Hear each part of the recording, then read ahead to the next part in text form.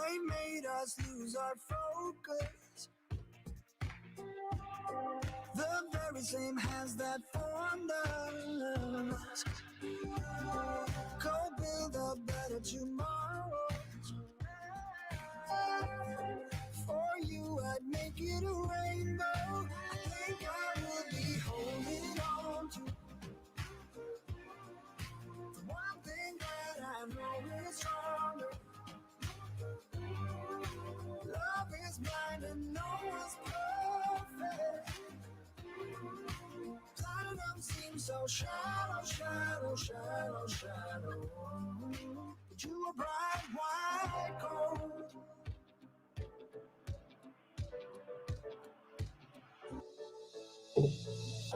Well, that was fun. We had a little bit of an issue, so we worked it out. So got it figured out. I can put down our screen here. All right, people. Well, it happens. What are you going to do? I appreciate everybody coming out on Tuesday. I see Roy, Marlene. How you guys all doing here? Oh, mommy. Roberts and Patrick's and oh my, I suppose tonight. How you guys doing? Anyway, it's Tuesday. I appreciate you dropping in. And I'm sorry for we had a little glitch on the front end of that thing. So it happens. So tonight, another thing happened. I'm going to turn, I don't know if the music's too loud, but I'm going to tell you another thing that happened that kind of fluxed me a little bit the other day. And I got into a conversation tonight, and it's not about thumbnails, but I got all three of my videos got copyright struck. And I'm licensed. I'm with Sonata.media, and I really like the library and everything, but all of a sudden, all three of them got struck. And I went ahead and talked to Sonata, and the good people there are trying to figure it out, but I don't have a lot of confidence in what's happening there.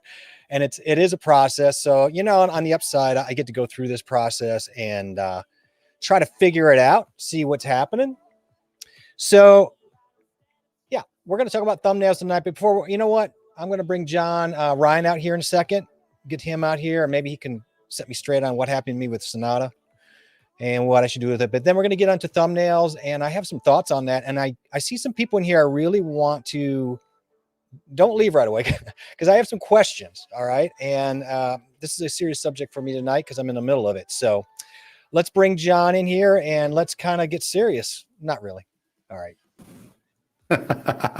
What's going on? Oh, you saw the oh my God, look at that shirt. What is happening there? Oh yeah. I gotta bend these suckers right here. I don't know, but you may have missed. Well, I don't know. You're probably coming in. You're buffering in here a little bit, but that striped shirt should have a warning. Oh, I know. It's true. I was wondering because I have a light on from the side and it looks crazy, right? I was wondering if it was going to show up because it doesn't show up on my camera, but it shows up on here. Right. Now let's zebra stripes, baby. Zebra stripes. Well, we can use that to dial in to dial in your camera stuff, right? There's a zebra function on your camera you can use, but I'm not sure how this is going to work. Hey, Sandy, I see you down there. How you doing at Bravo Pup? Maybe I can calm this. Huh? Maybe I'm going to calm my light down on the side. That might help me. I was thinking maybe we should throw like a blanket around you. Ken, let me see what I can do. Maybe Danielle can run in and cover you like a fireman if you're on fire or something. I think Roy's right. The camera's working a little overtime on the deal there. How about that? Well, let's see here. Let's see. Let's see the front. It's definitely better. It's definitely way better. Yeah, that's doable. That other one was gonna make me take medicine. There we go. I look way better now. Yeah, Vinny. Yeah, let's just. I don't even know why I'm not doing this, but yeah, let's just smart people here. Vinny Barbarino wants his shirt back. I'm about ready to explode out of this shirt. I am like this. I did not anticipate. I did not anticipate this. We had a little talk today because I did my live on the group today, and you were commenting about my shirt. And once in a while, I will throw an actual collar shirt on. And I said, let's just we should throw one on tonight. I did not expect this. Yeah, well, this is how I get my white balance. Well, this may win the night right here. How did you change the resolution on your shirt? Bro, that is some great stuff. This is how I get my white balance down. Oh my God. Oh, yeah. My pick looks good, huh? Yeah, I think All so. right. Thank you, man.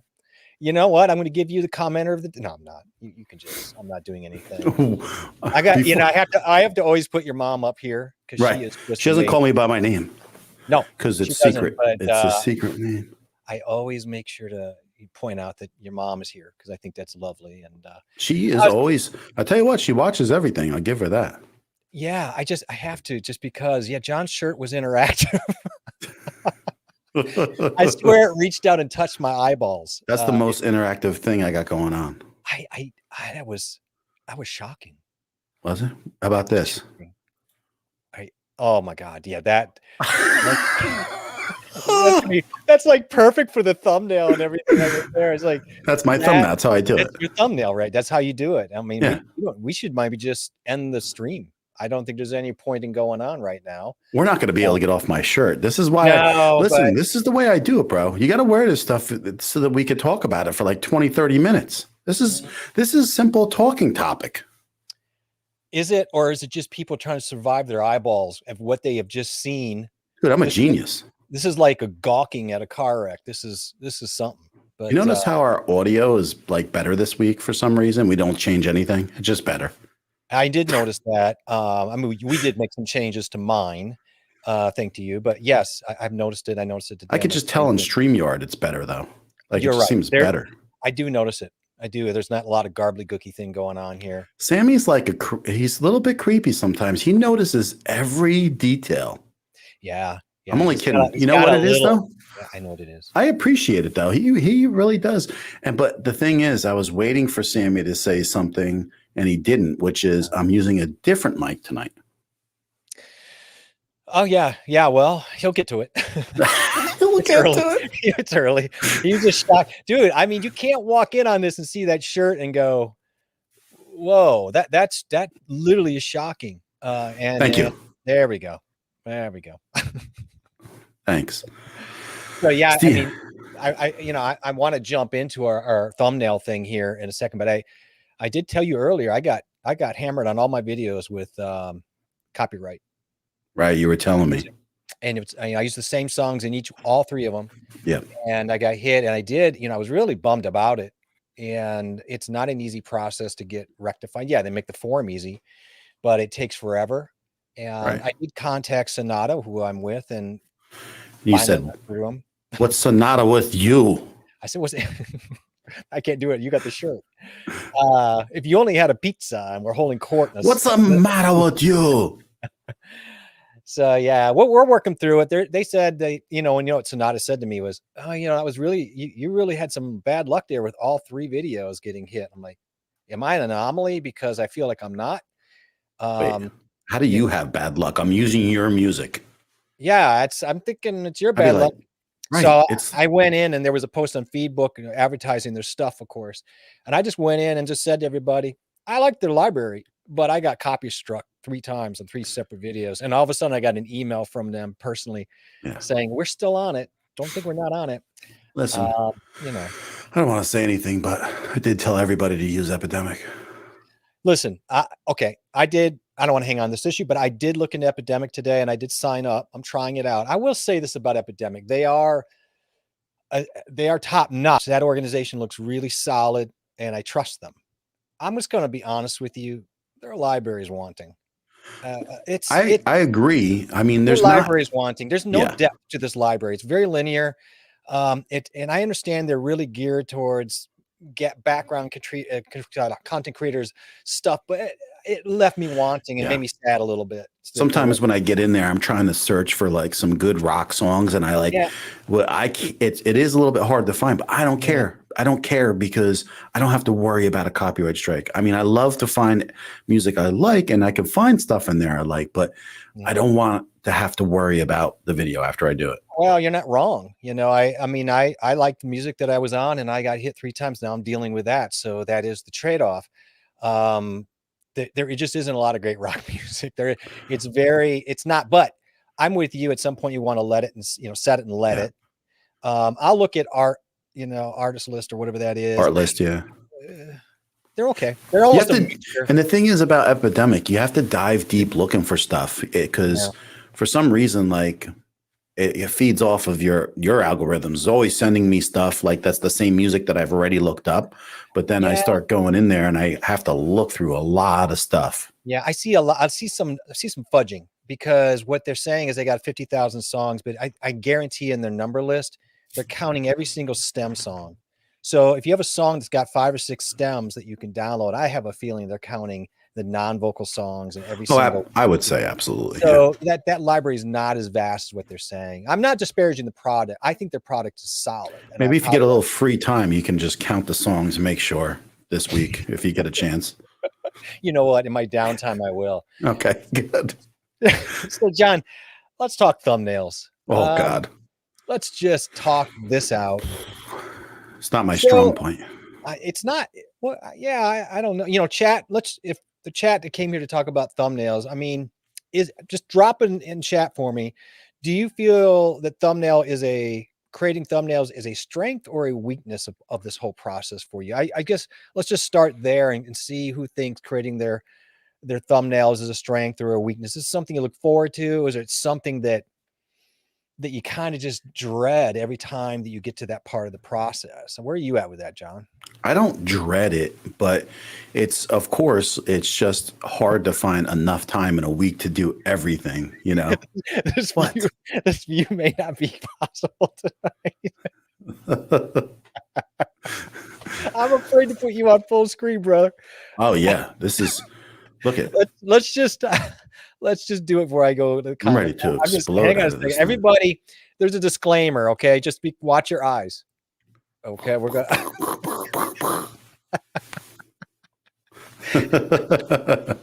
Holy hell, that is something. So it's kind of like this shirt. It has its up and downs doing the thumbnail. So if I have a lot more time, which I would talk to you about, is I am going to take a lot of pictures with the green screen or against my back wall, various things, bunch of pictures, different positions, make it look like I'm holding something, not holding something, looking away, turning, crossing all these things, different facial expressions. And this way I could put some kind of library together and pull things out as I'm making thumbnails. And then on top of that, I mean, sometimes you just got to wing it because if you got like products and stuff and you want to sit down at the table, then I take things too. And I'm a one-man show. So it's like I set up the camera, I put it on auto, I take like 20 pictures and I try to find one to work with and I go down that road. I want to ask chat this, and they've got some stuff going on. Ash, hi, nice to see you. Hi, Ash. There's so many ways to drill this. I laugh at this because as I finally got into the process of really having to deal with thumbnails a few weeks ago just for the lives, it was just another part of this whole content creation YouTube thing where I realized, God, there are 20 different steps and possibilities or more at each phase. And now there's a whole thumbnail thing, which is not. Now, there are probably people who could sit down and knock it out in no time. But from my initial polling, it does seem to me that generally people don't like this process in, week in and week out. I feel like it's a struggle for a lot of people. But in your case, when you say you take a lot of photos at one time, which again, that's batching. And I believe in that. I really do think that's probably your best bet. Are you doing it, for example, are you doing it with your phone, your camera, and do you have it set up to where you're clicking one at a time, or do you have it set to take every few seconds, like in a kind of a slow burst, or how do you do a grouping? Let's say you're going to take 20 shots. I set mine up with my Canon software, and then I just run it right off. I just go and click the button. I walk back there. It gives me 10 seconds to set up. Throw out like 10, 20 pictures, whatever I choose. I got like about 2 seconds in between each picture. Yeah. And then I run up there. First, of course, you got to set up your lighting, set up everything. And then what I'm going to do now that I have the 16 millimeter lens on the Canon, I'm going to throw it against this wall and I'm going to take some pictures standing over there too with different stuff. And mix a couple things up, couple shirt changes, this and that. And I'm going to work it like that a little bit. But, you know, everyone says like a key to people clicking on your videos is a good thumbnail, but I don't ever explain anybody. I never see anybody explaining how to make a good thumbnail. No, they don't. I'm going to dig into this because I tell you what, it's not because I'm a great, you know, as I mean, you know, it's a weakness for me. I'm an artist. You would think that it'd be easier for me. Right. Which is scary for the non-artist of us. Okay. That's So, me. you know what I mean? And now I did my thumbnail for today, which some of you probably saw, the purple one. I was very happy with that thumbnail, the way it turned out. It also seemed to take me way too long to do it. Not physically. I can get into Photoshop, and once I have an idea, oh, I can go. Logistically, I can maneuver around the platforms, whether it's Canva or whatever, quickly. It is the chasm between an idea or the thumbnail and getting something on the thumbnail canvas that meets some kind of expectation before I even get into going, was this even like going to get somebody to look into the window, which is what thumbnails are, right? They're window shopping. So you want to put your best stuff on the window so people will come into your store. I get all that. It is not my strength either. And I understand why people don't love it. I've got some questions for somebody here. Let's see here. So Sandy, newbie, I think she's a newbie. Haven't made a thumbnail yet. You have to learn. Well, no, she's here to learn. Well, I don't think we're doing a thumbnail tonight. Haven't made a thumbnail yet. Oh, here to learn. Well, I mean, there's some things you can learn. I think there. Yeah. Let's just talk about that. Let's just start down the road. I want to get a couple people locked in here that were answering that question. Like Roy here, you know, he broke down and he bought the actual Canva subscription. I like being able to brand and then resize option for social. I mean, Canva does lay that out really well. So if you, Sandy, for example, they have a free plan. If you haven't gotten to Canva, and I don't want to assume you have or you haven't, that would be an absolute perfect place, I think, for you to start, unless you have some great Photoshop chops or, you know, some other app like Snap or Crello, which I was going to get into. Snap is great. I've looked at them all. It's just that when you're kind of, this is not my strong point, you know, and Canva just seemed the most intuitive for me. So I'm trying, I think I told you today, right? I'm trying out the pro version for the next 30 days and to see if that speeds up my time and flexibility to make things look better, which right off the bat, you know, being able to choose from a lot more pictures and et cetera is a lot better.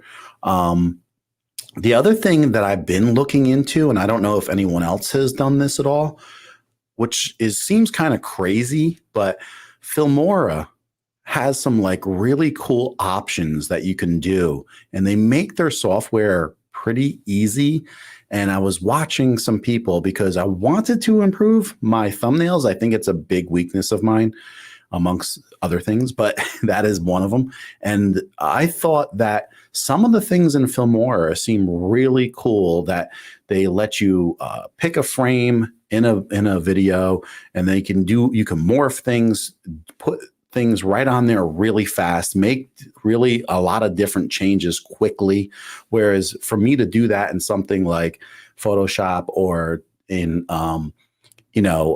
Resolve would be very tough for me. So I'm looking at that option, and I don't know enough about it, but that's one thing I'm checking out. Yeah. You know, I think in our world, it seems like Canva is the go-to, and I get it. There are many positives to it. And then there's that other camp that's like, well, like for me, I'm straddling a little bit because I really enjoy Photoshop. And as I get, you know, I'm pretty good at it. So then I figured out, well, why waste my time in Canva? There is some downsides to Canva. My downsides to Canva would be that it's used so much that a lot of the same looking thumbnails are coming out. And there is a concern that is going to start to white noise, you know, a lot of people, especially people who are doing it for branding, maybe more so than even the YouTube. So that might be a different consideration if you're worried about originality.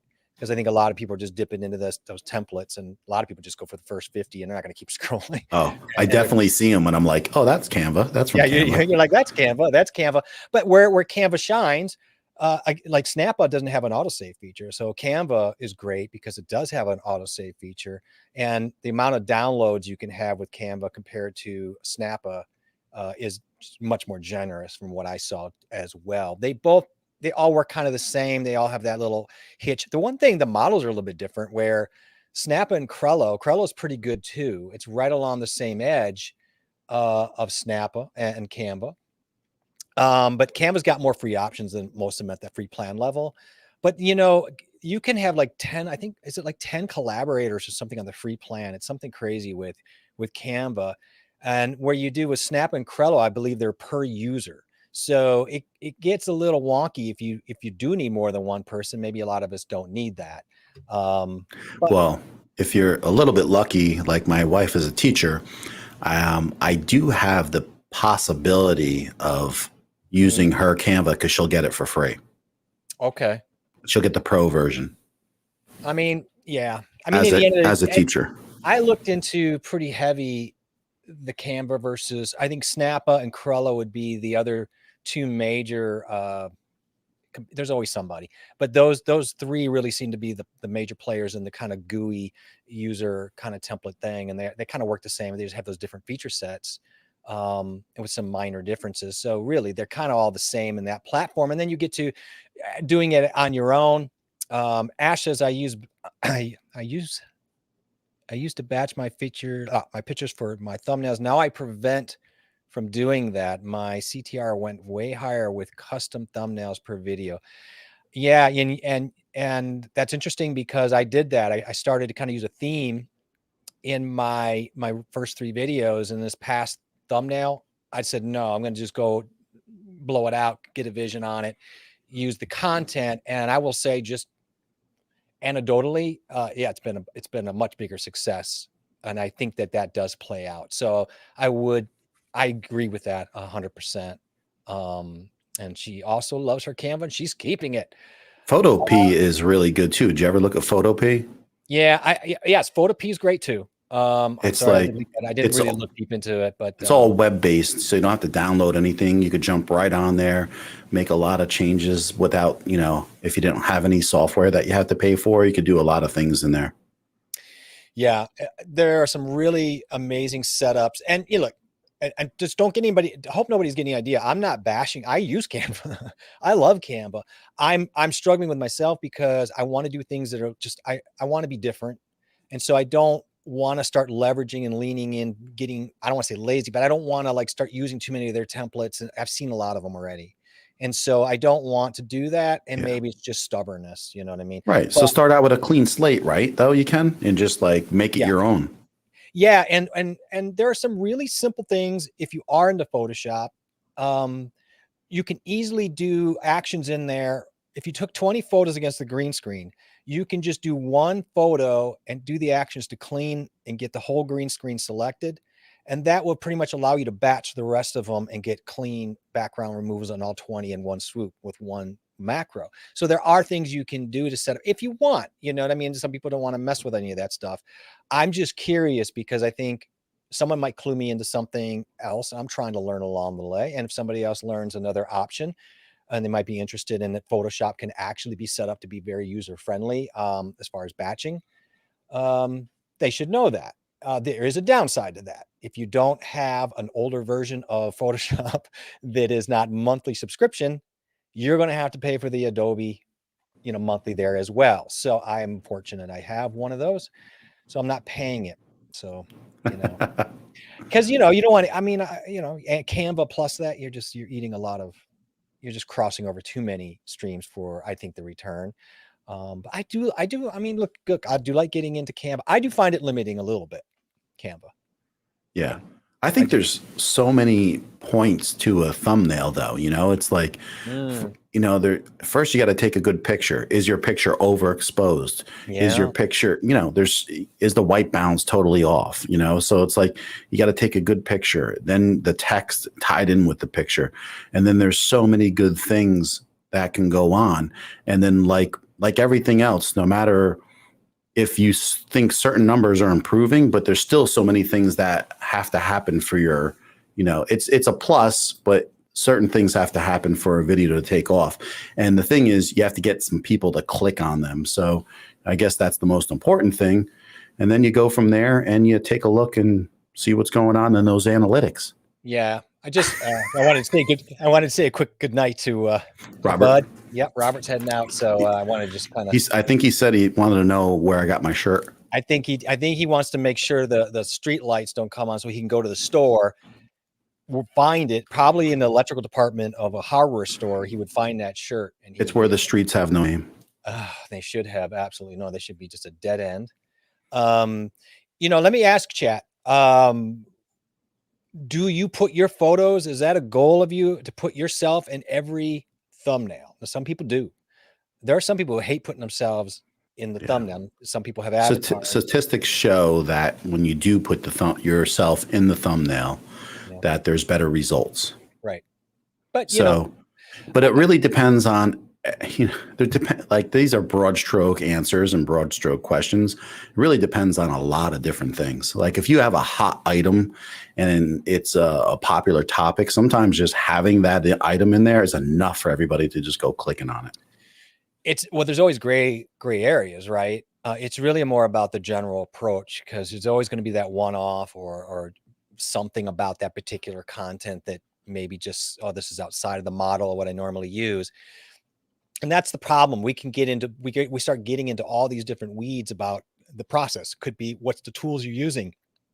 I mean, there's there's tools you're using, there's process you're making, how you're making your photos, and then we can get in and we can get all keywordy. That's a little bit outside of it, but there is another option too, and that would be to hire an agency or to go to Fiverr. I've looked at it. Let me ask chat. What is the maximum? Well, I don't know. Is a minimum or maximum? What dollar value would you be like, oh, if I could pay X amount of dollars and to never have to make a great thumbnail again, how much would I pay per thumbnail to have that done for me every week? I'm just curious. Like, is there a minimum? I've thought of it. I wanted to try it. I did want to try it. Like if I could do it for $5. Yeah. Is 5 years? I would hover between that 3 and 5. It depends. It depends. Like if I feel like it could be a popular video, then maybe I'd pay $10, maybe at the most. Okay. But $5 seems like I wouldn't mind testing it to see if it gets results. I wouldn't mind doing that. People do. Yeah. And that's what people do. And there are a lot of people who hire it out as they get bigger. I totally understand that. I mean, they maintain obviously creative control. We would too, but if I get any bigger, I won't fit in this shirt. You're gonna get a bigger electrical shirt. I did have to laugh here because he did kind of add on to that. You ordered the shirt from Lowe's. I'm telling you, that thing is around wherever the circuits are, and outlets. That shirt exists in that department. The big boy electronics. and this, yes, I 1,000%. I can understand this.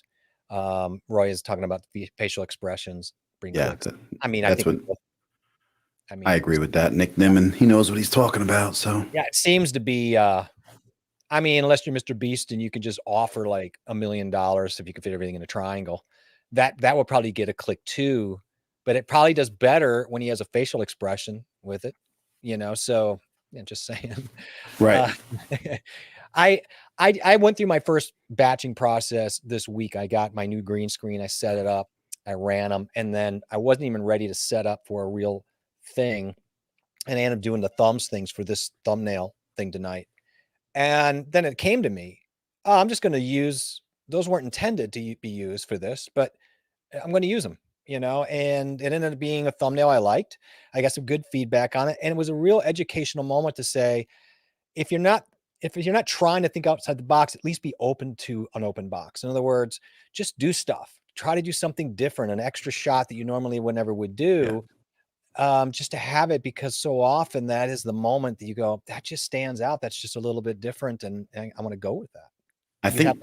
I think the biggest thing is this was the biggest shock for me when you first start making thumbnails. You start making a thumbnail and you're on Canva and you got the whole screen that you're looking at and you're like, oh, I'll put this in. I'll put this in. It really looks like a lot of real estate. And then, you're finished making the thumbnail and then you see it the size that people look at it on a phone and you're like, okay, this looks like garbage. My text is way too small. No one can see anything. And then I'm like totally change things. So like, even when I'm making these stream thumbnails, I just would rather have a few words in there, make the text really big and put some things in there. But just like, you can overdo it with the text a lot of times. Yeah, and I got hit on that on my first 3 that I did. I can see almost a gradual evolution of this, trying to figure it out on that 3rd one, and then the one I just did, I went, okay, I got to flip the switch. And even though it's not perfect, it's heading in the right direction of what I would want. And these thumbnails are like cameras and light setups. They have an evolution to figure it out, right? I mean, it's not something you're going to figure out on the first, unless you're really, really good at this stuff. And even then, it's going to take a minute. And, I've been lucky to have these lives to kind of really work that process. When you made your banner for the first time, how many times did it take you to figure out like a correct sizing? And did you even look at it on a computer and on a phone and everything? Are you talking about the YouTube art? Or are you talking about the YouTube? The banner, because like when I first put that up, I'm like, okay, this is the right size. And then I go and look at it on the PC. Oh, looks good. Go look at it on the phone. Half of it's chopped off. And I'm like, oh God. And then it's like, I got to do a bunch of reading to make sure that it fits in this little thing perfect for like a tablet, a phone and a PC. But like when you're new, you don't even realize that. You have no clue. So you got to work it. You got to work it out. No, I did have some insight into the issue. So I downloaded for Photoshop a YouTube current template, which will show guidelines for all that. Yeah. But even knowing that, it's really difficult to get things set up the way you want. It's a very, very odd measurement. It gives you no depth. So everything just cuts off unless you're sitting so far back on the shot to get that, or you're combining it. Now, in your case, you did kind of a thing and then you did like art over it rather than a photo. But I was trying to do a photo. I ended up having to kind of mash up because nothing was working out for me. Yeah. And then you have to realize that like if you broke it into fifths, it would be like 2/5 of the whole picture is not being utilized. Yeah. And then the centering and this and that. So mine's absolutely a work in progress. And don't worry, Lala. It's something that we're all trying to figure out. Yeah. That to me is a very tricky maneuver, and it is something that I think throws people. But I'm wondering in your case too, and anybody, I'm always looking for feedback on this as I look to try to figure out my process with the thumbnails. And I kind of do use my lives to try to rally up my current either issue or process I'm working on in thumbnails. As you know, this week was something I really dove into to figure out. And I mean, some people do it is there anybody who does it on phone? There are phone apps where you can make your thumbnails. Yeah. I've done it a few, my first few, I did a lot of things on the phone actually. And I still have those apps on here. And what's really cool is like some of those apps are really intuitive. And I'm like, man, I wish they had those on PC. It's like drag and drop and like, boom. And it's like, oh, you could do it. You just got to make your phone part of the PC, which is, you have a Samsung, that's easy. Use Dex. And then you can just make it part of your. No, I have it. I have them on my computer because of course, when you have a 9-year-old son, you got to figure out how to play games right on the computer for the phone. Let's see. It's okay for the CP. What is that? What's CP? Piece. I thought she meant PC. She just probably spelled it backwards. Yes. It still doesn't fit perfectly well. Yeah. Don't feel bad. I'm still working on mine. Last night I put some time into it. I'm like, I'm getting closer, but it's just, you start sacrificing what you really want on it in a way because the sizes are just not normal for what we take photos for. But a lot of these apps are pretty good, John. And so, I mean, if people are just doing a lot of these creation, you can go right from shooting yourself to creating your thumbnail. Canva has a thing. You can put up your whole creation right through your phone these days if you really wanted to. I have like InShot, Climaster, Thumbnail Maker. Yep. Is there anybody here? I am using vidIQ. Is there anybody here using? I believe TubeBuddy has a thumbnail generator maker. If I'm not mistaken. I didn't know if it did or not. I got to look. What they do have is if you pay for TubeBuddy, you can. I know if you pay for one level, they'll let you throw out 2 thumbnails and test. You can do thumbnail testing on it. You could put 2 different thumbnails on one video and they'll test which one is better. I was going to get into that, the A/B testing. Yeah. Yeah, and A/B testing is that was one thing that really intrigued me. Does vidIQ have that? Do you know? I don't believe they do. I think that was the one reason I was really contemplating TubeBuddy was the A/B testing. The A/B testing would be very powerful to see on, like, let's take your M50 video there, right? I think you climbed over 5,000 on that video. Yes, I did. Thank you. Congratulations on that. That's really awesome. And so it would be really interesting to see how that would play out with. And that thumbnail stinks. Right. It does. I mean, I want to sit here and go, no, it's the best thumbnail I've ever seen. No. But I know what you mean. You probably feel it's left wanting. Oh yeah. So it'd be great to be able to A/B test in this case to see if it would track even harder. Listen, to be really honest with you, it's like the more you just do YouTube and the more you consume YouTube, the more you realize what a good thumbnail looks like, and the more you realize what good videos look like. And then from there, it's just improving upon all that. I kind of feel like unless you're consuming YouTube, how would you know what a good thumbnail is? Or how would you know what a good, video is in comparison? Not that you should go and watch every video, because then you can't get wrapped up into that, because you want to be able to make content, because you're not going to compare to these people who've been doing it for a couple of years. But, it's all relative. That would be a great discussion to have at some point, would be, what is a reasonable amount of expectation to be a consumer of YouTube as content creators, to really feel like you are staying not just on top of what YouTube is doing itself, but maybe on what other people or competitors are doing, so to speak, in your area. And so I wonder what that return would be on that question. Well, I could just tell you, like, I watch a lot, of the people that tell you the things that you should be doing. Right. And some of them, you watch these people and it's just the same questions over and over and over and over. And then you got people who just started and they got like 3 videos out and they're like, I don't know what's going on. I just can't seem to get my stuff rolling. And I'm like, you have 3 videos out. I just feel like no one is here for the long haul. They think they're going to hit it and everything's going to take off. I mean, this whole process is a process. And yeah, well, I could do a 2-hour run on this show. We should do a 10-hour. We should do a 10-hour run one weekend. We should do a telethon. We should do a telethon, man. And every hour we go, they put money into something we need, like new shirt, because you need a new shirt. And this shirt, like, listen, I live in Jersey. You guys, you don't really live in it's not the same. Careful. It's not the same. I know. We don't have. I live in Jersey, man. We don't have a bunch of Goombas. This is quiet. This is quiet. It is quiet for Jersey, isn't it? Yeah. You go down to the boardwalk and you're like, oh my gosh. And plus, this doesn't look like this except for when it's on TV. When I sat down, I saw it. Because when I look at myself in vMix, it's not like that. When I look at myself in the camera, it's not like that. When I look at myself in StreamYard, it's like that. Derp, we're just apologizing. How you doing for this shirt?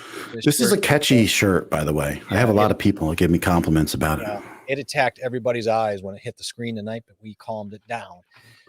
It's good to see you, man. So yeah, I don't know. I need to get into the TubeBuddy. Wow. Derp came over on your stream. Yeah. Well, that's nice. Yeah, he's great, but that's awesome. Why is that freaking you out? Because I don't think he has before, right? You're probably right. He probably. Yeah, this is. Right. We saw him last time, but he's never come over here. So that means that he's following what's going on. So that's great. It's very. And Derp, thank you. I got this shirt not that long ago, so I know you're talking about my shirt. Yeah, that's a good shirt for a funeral. Oh God! I have a black shirt too. Here we go. I'll pull out some loud musician shirts for you. I have a few. So Did I tell you the story when I was 17? We'll do a really ugly shirt night. Can I tell you a story quick? Yeah, please. I was about 17, 18 years old, and we used to, the Limelight in New York City, right? Yep. So when I was going there, it was like 1987, 88. And when you go there, there's not a line. You stand outside and there's a big crowd, and you got a bouncer that's literally 7 feet tall, 300 pounds. And it was a smaller Asian guy would just stand in the front, and he would just point at people to come in. And so my dad, I told you, was a musician, still is. And he had the coolest clothes, bro. So he had the like cheetah cuff, purple jacket with the leather pants and stuff like that. And so I would borrow these things so I could get into the club. So when I showed up, it was like, boom, you go in right in. And it was pretty fun. That is your in real life thumbnail. That if I had that thumbnail, I'd be already monetized. Yeah. That's your John thumbnail. And that got you in, people were clicking on you. He was like, click. Yeah. Click. See, everything gets back to that. Listen, what does my mom say right here? All right. I don't want to get my mom fired up, Jeffrey. Oh, God. Yep. Great looking shirt. I feel like I'm 5. Did she buy that shirt for you? I feel like I'm 5. Did she? Every time someone talks bad about me, she comes in like I'm 5. Yells at people. And then after the show, she writes me and says, listen, my little Johnny is the best. And you should not say naughty things about his shirt. You guys better watch out, man. She'll spam yous. Oh, that's awesome. It is funny though. I am sorry. This has to be talked about for a second. I'm not even going to touch that with a 10-foot pole. I didn't think so. Okay, we're going to move on. They're always like, Put it this way, what I think he's saying is there'll be no talking in his video. Just play the game, Derp. Just play the game. You do put mute on and sit back and enjoy not having to say anything. Right. Watch the shirt. Watch the shirt. Look. I will dig into it too, buddy, though, just to circle back. I will go ahead. Look at it. I really like vidIQ, so I don't want to be bouncing around because I think you should learn one and do one well. If you can stick with it for a while, if you want to eventually go back and forth, I suppose. I just want to stick with one. There's enough overhead going on in my mind already, even with the thumbnails. And really? Yeah. At first I thought you were messing with me.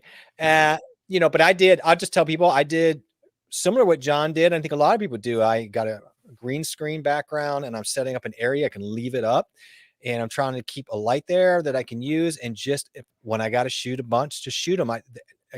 You'll hear this every time I talk, but I'm in no mood for friction in this process. And there's so many rough points and friction in these processes, so many of them. I mean, just from creation of a content idea and title to shooting it, to editing it, to getting your thumbnail, to getting your keywords right. There's so many pressure points along the way to smooth out. Yeah. And it's the same story every time we talk about this is if you keep on battling these things every week, they're going to break you down and you're going to come to a halt with your videos. You're going to come to a halt with moving forward the way you want, because you're going to run yourself ragged.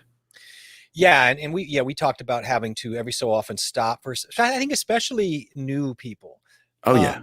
It's always important to stop, but I think when you're new, you really do need to get off the ramp for a second to save yourself. Go get a glass of water.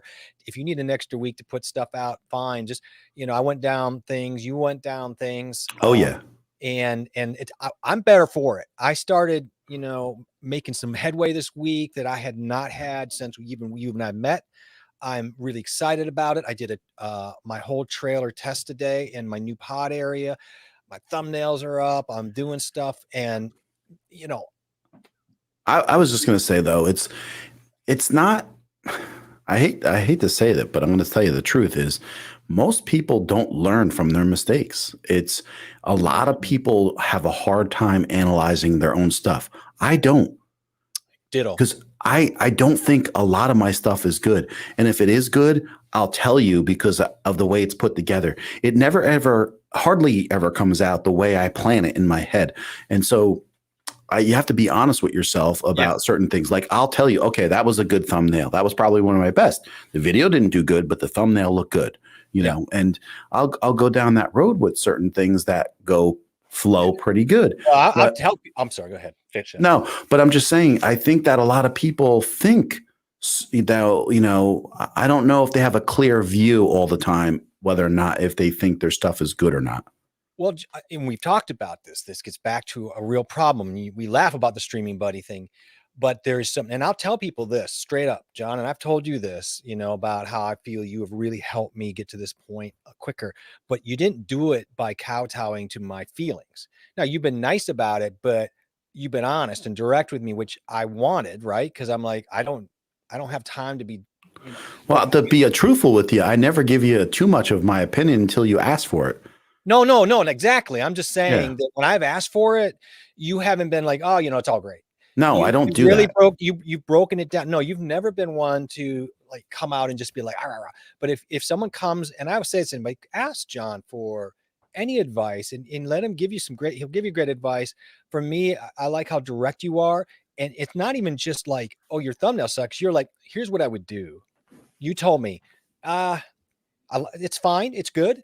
But your font is a little small. And you know what I did? I made my fonts bigger, and then it was something else. And then I changed that. And all that got to this thumbnail today, for example. So you got to be willing to check your ego and allow yourself to look at stuff and find somebody you trust to tell you stuff. I believe you're more creative than me. So when I see you do things, I know what you're kind of looking at, and I like some of the things that you're coming together with, but on another thing, I'm very kind of analytical, I guess, right? That would be where I look at things, and even though it may look nice, but is it getting the best point across to make things happen? You're a result-oriented guy. Well, I try to be, but that takes time. That takes time to know what a result is, though. I mean, remember, I'm like doing this 10 months, it's like not even a year. I know. I got my A5100. I looked in my purchase. I got it at the end of February this year. And so everything is so like on us, like so new. Again, why I really appreciate the help. And I wish anybody, you don't have to ask for help or opinions in the chat, but do never fear it. I mean, because I was going to say, you got the perfect scenario going for you. Like I think you're coming into here and you were learning about live streaming before you even jumped in here. And then you're taking off with the live streaming right away. And then you're putting things together smartly to be able to not get burnt out with the way you're progressing with Notion and putting a plan together. So these things in the end, if you keep going and don't give up, these things in the end will allow you to succeed, because I did everything opposite. I never thought I would move this forward. I never thought I was going to get this serious.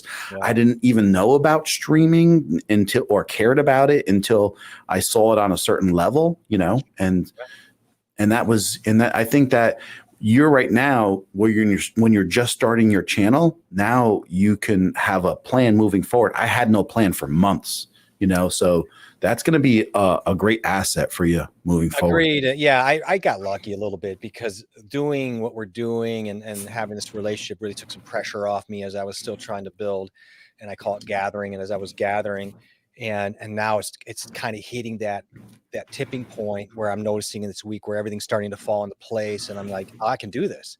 I can see the path. I see the whole field, not just. And you're pumped. And I'm pumped. You're pumped. I am pumped. Not as pumped as that. I can't do my shirt as pumped as you. But dude, you like text me during the day. You're like, oh, I'm pumped, man. And I'm like, that's awesome. It's like, I love that you like that, because I was like, he's probably at work going, I don't need this shit. I don't. No, dude.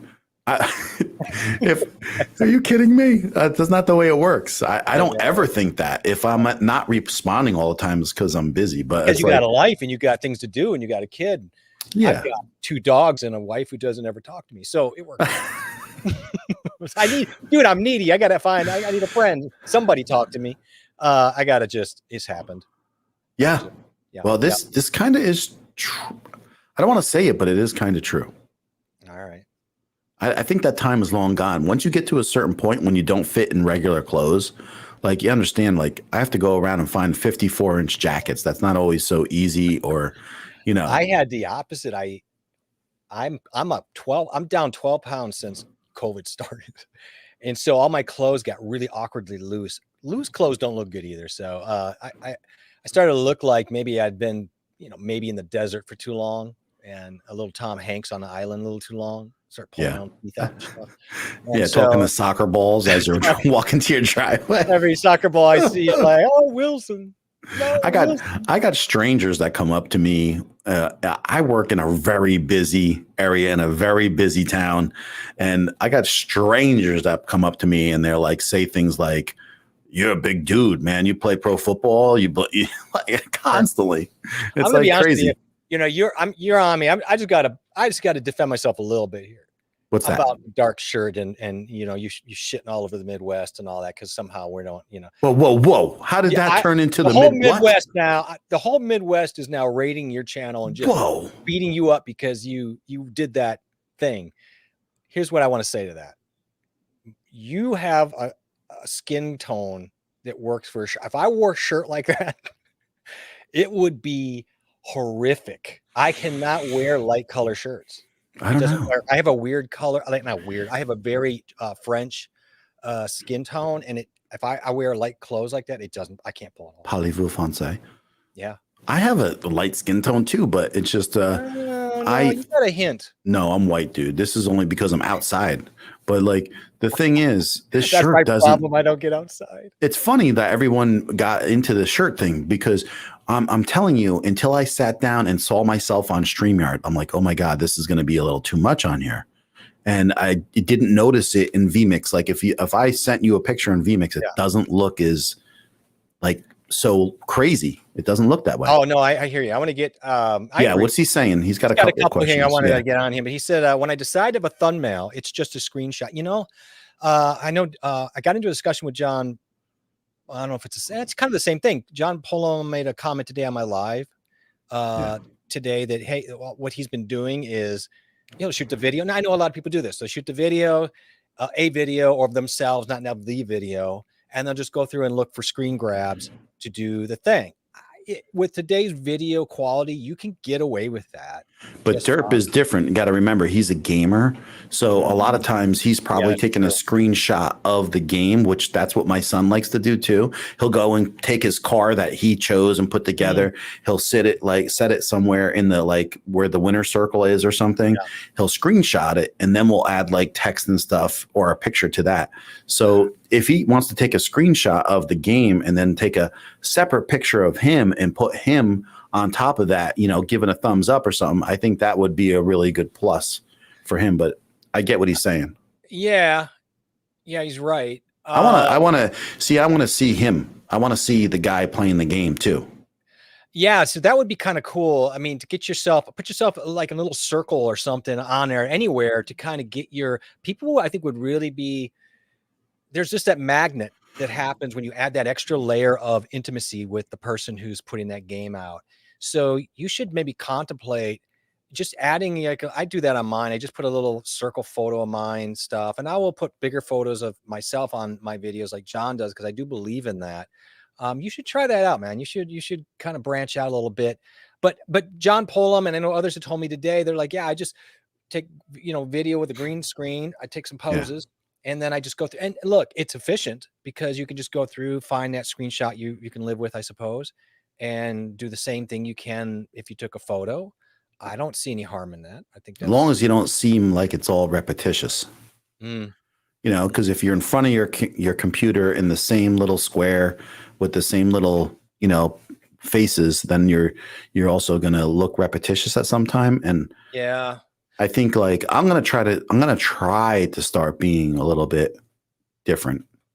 Yeah, I found a couple people that I really respected their process today. Now their process is a couple different shirts, spend the time going front, spend that time, maybe 2 or 3 shirts, doing 20 to 30 poses with each shirt. It could be similar poses. And then when you're done, using the Photoshop batch process that I talked about to clean those backgrounds out and then filter out which photos maybe you want to keep. And then you've got, this big nest of stuff and keep doing it. That speaks to me. It may not speak to other people. And that's okay, because there's no right or wrong way to do this. Yeah. I need a system and I need stuff to stay ahead of things. And it's just more convenient if I can think and do things at one time. Like I talked about. I want to get to his question here too. I agree. He has a question about OBS, which I want to help him with.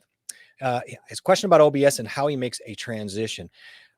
John, why don't you take a first shot at this, and then if I have anything smart to add, I will. Well, I'm not sure if he wants to make a transition or because it comes with transitions in it. I'm not sure if he's trying to say make another. Are you talking about like these wipes? Are these kind of things? I think he's probably talking about like when you change your whole scene and like a cutaway transition. Yeah, you know how I have my whole intro scene, right? Okay. And then I go and make a single person scene. Then I have a whole nother scene where I have a double person and I can go back and forth. Now we did that by adding, what we do, Jeff? I found that move transition, right? Yes. Wasn't that the download? It's the move transition. It's free. It's free. Yeah, you just got to get it. You just got to search it out, but it's easy to find. Right. And so I would go look for the move transition in OBS, and that's going to let you do that whole floating, changing into a different scene. And that really looks cool when you do that. I'm sorry. I stepped out. No, it's okay. It does look cool. And I totally forgot about it with everything else going on. I didn't even have the time to dig into it. I know you dug into it. And I thought it looked really cool, and it's really powerful. And Derp, if we're not answering the right transition question, let us know and lead us in the right direction. If that is what you're looking for and you can't find it, contact us. We will help you find that. I'm not in OBS right now, so I would show you. I'm in vMix, so I can't go. I don't have that set up exactly. So I don't know what's going on here because it's. What I mean is that I was changing scenes. I was changing scenes. Is that what I said, or did I say transitions? I was changing scenes. So when I changed scenes, it transitioned into an in and out, and that was the move transition download that we used, though. Yes, very cool. And that's going to be a good plus. A very good plus. But let us know, and then if you can't find that, if you do end up looking for it, I've got that link somewhere. I'd be happy to help you out, even after this fact. Okay. Ash stepped away to finish her newest video. I think that means I bottomed out a White Claw Tuesday night, right? Is that what that means? Is that code? No, she's working hard on her video. That's cool. I'm really excited. Can you tell us what the video is of, or you want to wait until you put it out there? You can wait. So let me know. Derp, it takes 30 to 45 minutes to set up a screenshot because games are kind of difficult with. Yeah. You can't really predict everything. You can't just say, I suppose, I don't know how that works. I mean, you can record the game and then kind of go back. I don't know if he's like looking for a screenshot that takes you to a place in the game. So then he has to get there and then set it up. Yeah. Like who knows? Right. You got to log in, do this, go through some scenarios just to get to where if you're playing Red Dead, just to get out to the right town, right. You got to get on the horse and get where you go. So you're right. It's not just plug and play. You gotta actually get some work to get where you're going, right. Which, if you can do that stuff in there, that would be I was just going to say, but when you're playing the game regular and you don't care about making a video, when you get to a certain area, then hit a couple screenshots. Boom, boom, boom. Yeah. It takes a second, like 1 second each for each screenshot. Once you start getting into that mode of doing that, I think it just becomes easy. And then you're like, oh my God, this is the best thing that's ever happened to me. And that's exactly what both of us are trying to do with every kind of aspect that we're moving into. Like when we get something new, we want to take video of it. We want to do, a lot of stuff. I'm working on some really cool stuff. So it's going to be a little bit of time in between, but I want to do some things that I don't think a lot of people are doing. So no, and that's good. And you did a nice little run of videos, and then it was kind of like this live stuff came on, and it was a perfect opportunity for you. And this is a learning curve.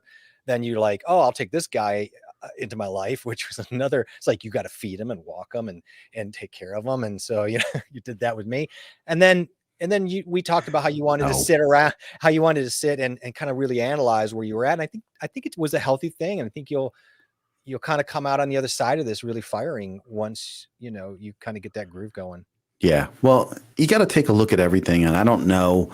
I look at the whole end product, right, where I'm going with all this, and I do want to get monetized, and I want to move forward, but I also want to like the stuff that I'm doing, and I kind of feel like for the first 6 months, I really didn't even know what I was doing. So it's like, Yeah. really, it's only been, 4 months of me starting to get going. Do you find yourself kind of wanting to go like, I don't know how to say that. I don't think you do, because knowing you, but that kind of feeling like, oh, I kind of want to just go back a little bit and kind of like clean it up, and you really can't do that. No, With it. You can no, only I don't learn from feel. it. I never feel like I'm really weird. I'm like one of those guys. Like everybody, like we talked a lot of times. Like when people feel self-conscious about things or whatever. Like Yeah. you can go look at my first videos; they're not good. I mean, you can look at some of my new videos; they're not good. I just did a live stream. I was so excited to get the information out that the live stream is so sloppy, but I right away had a couple people come on and they use it. And then I go and see Inspirational TV, Samantha. She's doing her live stream right before ours, before you started yours. And she's using it right then and there. She's using the pop-up in OBS with the chat from the live chat from this. And she's using what I did. And that to me, like if it's helping a few people and it's getting out there, I love that. Yeah, I saw that, and the feedback on that was no one really cared if it was a great stream. What they cared about, it was a nice nugget of information that nobody had before, and I'd seen it tripping over it here and there and on YouTube and some things, and thought, oh, I should get into it, and I forgot about it, put it away, because our heads are not great for storage. And then you brought it up, and I'm like, that's killer. Like that's a big thing for people to know. Yeah. And I'm like you, I would gladly take a hit on quality of my stream if one person got something cool out of it. I just wanted to set it up cleaner, because sometimes when you try to show OBS and what you're doing, you get into that infinite screen and it confuses you, you know? And so I wanted to be able to show it. And then I think I got the idea across, but it was a little more sloppier than I like. But the thing is, she and I went on a StreamYard talk and we walked through it, and she got it all set up. I really love how, she's really aggressive with trying to learn new stuff by herself, and she'll go for it. So she was using it tonight, and I was just so psyched to see that like happening. That's very cool. And I asked a question, and Ash answered. It's based on the Amazon Fire Stick and how to set it up for the first timers. And I had a conversation with Ash about that a while back ago, and I was like, I'm just going to be honest with you, it was not intuitive for me. I thought that I'd just plug and play, and there's some kind of quirkiness to setting up the Fire Stick the first time if you don't really know what's going on. So I think that's great that you're doing a walkthrough for. Where were you when I set my Fire Stick up? But somebody else will benefit from them, so that's cool. Derp, no, that's because I'm trying to have my live stream to have more things like an entrance and or exit. So probably like a startup screen, I'm thinking he's meaning, and an outro. Yeah, maybe.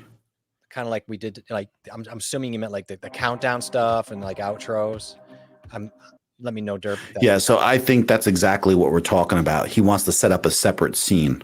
So you go into your scenes and you're going to add to your left, you're going to have scenes. And then so you could take your scene, your main scene that you're using. Okay. You can right click it, you can duplicate, and then that will duplicate everything that's in that scene, and then go and make another scene. You can name it whatever you want, leave that scene over to the left-hand side, and then you can delete anything's in that scene you don't want. For example, if I'm starting a scene with my intro and it has like an intro title or something like that, or a countdown timer, I don't need to have that countdown timer in my next scene. So I will copy and duplicate the scene, go to the next, and then I'll delete the things I'm not using in those scenes. And then I would absolutely download that move transition for OBS. And you're absolutely going to love the fact of how smooth it comes in and out between your scenes. And that's how you'll do it. And then eventually, you just keep on adding a couple things. Like you can get free countdown timers, and the Lua countdown timer is really good. And you just keep on going. Yeah. And, I think with the scene stuff, it sounds so basic. Sit down with a piece of paper and just write out how you want your show to go, like you would like a movie, and say, this scene, guy walks in, this is the bar scene, like have your scenes, write it out. It seems so basic, but it really does help the frame how you want to set that up in your innards. And then when he's saying he wants to get out, do an outro and you're exiting, then you're just going to be like, you'll say what you need to say, hit a button, bring you an outro. Along the way, it's the most difficult thing I have, and we always discuss this sometimes, is being able to figure out the audio sometimes is a little difficult in OBS. Yeah, that like everything, I think the audio is almost always the toughest animal to wrangle. So I guess Pullum's in the house, and he must have hurt his ears. John Pullum. John, I had the discussion because we were talking about thumbnails, and then you can see the shirt. This issue happened, and so we may have spent a minute or two on this tragedy. It's amazing. Simply amazing. And but John, I just wanted to roll back. You had talked about how you shot your thumbnail pics. You would do a video and then you would pose and then you just grab that screenshot, which I think is quite brilliant and has it's a pretty good time saver. So I may try that out, see how that goes. I don't know if I'm going to feel like that's too. It's funny. You don't know like what's going to inspire you. Sometimes you may be like, oh, this is too. There's no break. I would like a minute to reset rather than just kind of go. I like the video thought, and that's why I like the whole thing of Filmora, right? Where they have this very easily, like you can go through they have it built so you can easily take something in a video and make a thumbnail right there in the program. Yeah, and I do like Filmora. Yeah, I mean DaVinci does too. Yeah, but is it as easy? I don't think it would be. Why? You just go to where you want and then just hit thumbnail or scene capture and it will make a thumbnail for you. Now, wait, I should back that up. I think maybe you're saying Filmora creates the exact size you want on the output, or can you? Like everything seems to be, like you go and put your it asks you these intuitive questions because they know you want to make a thumbnail. Yeah. I mean, okay. I'll check. I bet you. I got to look into it more, but I just want something easy because I want to, get going on it. Yeah, because if I think Filmora is like $60, and if it was like 60, it's a great program. Yeah, so I might use it for like the thumbnails, but I'm not sure. So I would try it for like 30 days. I want to be honest with you. You try that. I'm going to dig in tomorrow on DaVinci and find out, what is the depth of getting into thumbnail creation office. I mean, creating a screenshot from a video in DaVinci is wonderfully easy. What I don't know if it's asking me for that. And so the question is, can you just set up to make a size you want, all that? Listen, to be honest with you, it's like when I'm recording, right, and I'm taking chunks of my recording and I go back and I'm editing, I could easily take a piece and just say, let me scan through here, do a screenshot of that piece. And then I have something to work with as a thumbnail right there. Yeah, no, it's wonderful. I really like the idea. And he kind of read my mind. I told him he bought it at a hardware store somewhere in the electrical department next to conduit wire or something. He's not biting though tonight. He thinks it's a great shirt, so we're not going to. This is a great shirt, and only one person has good taste here because it's Ash, of course. So there you go. She loves this shirt. Well, whatever. Yeah. Well, it's a nice shirt when it doesn't look like it's on cocaine. When it's not, my shirt's on cocaine right now. When you look at it in here, anime has less warnings before it comes on than that shirt does. So. But see, John followed up here that he started doing that because the 1, 2, 3 pose countdown didn't work out well. Yeah, see, that's the thing. Everybody's different in how they can manufacture the look, and some people do great with the 1, 2, 3, or they can really settle into the TV anchor pose in the right time with the 1, 2, 3, and other people just don't need that pressure of a countdown. So I mean, whatever works for you, it works. You can't tell me that the process of the video quality or the final quality is different, not with the way video takes. So it's right. Yeah. Right. One more on here. I like it. Yeah, I do too. Taking a few minutes filming, shake off the nerves, look away, look back, smiling. Yep. The old TV anchor move works out great. It's a great one. And Derp says here, the thing about Filmora, go for making. Well, yeah, because they want you to pay for it. Damn those people. Damn those guys. Out there, they make me pay for this wonderful piece of stuff. I think Derp is a young guy, so I think every dollar counts for him. Yeah, and you know what? We all were there. And I totally get it. And last year. It is a problem. So, I mean, DaVinci really works for him. whether or not, you know what, Derp, I'll look into this thumbnail option, see if anybody's got some hack or something into DaVinci that can make that a process. Yeah. Well, I mean, plus DaVinci's, he'll never outgrow it. So that's the great thing about that. That's the thing. I mean, the other thing is you could take, there's so many free little apps. You could take 20 of your shots that are sized too big, drop them in, drag them into these little free apps that will take every one of them, batch, shoot them down to thumbnail size. You just put in 2 seconds, and then they put in a folder you want. I've used those before. They're wonderful, free. You don't even have to go into Photoshop to do something like that. Although you can, of course. Oh, John's got a huge one here. See here. When I've been on a few photo shoots, they say not to hold. Yep. Smile, because people can tell in your eyes it's not for real. Yeah, it's got to be instant.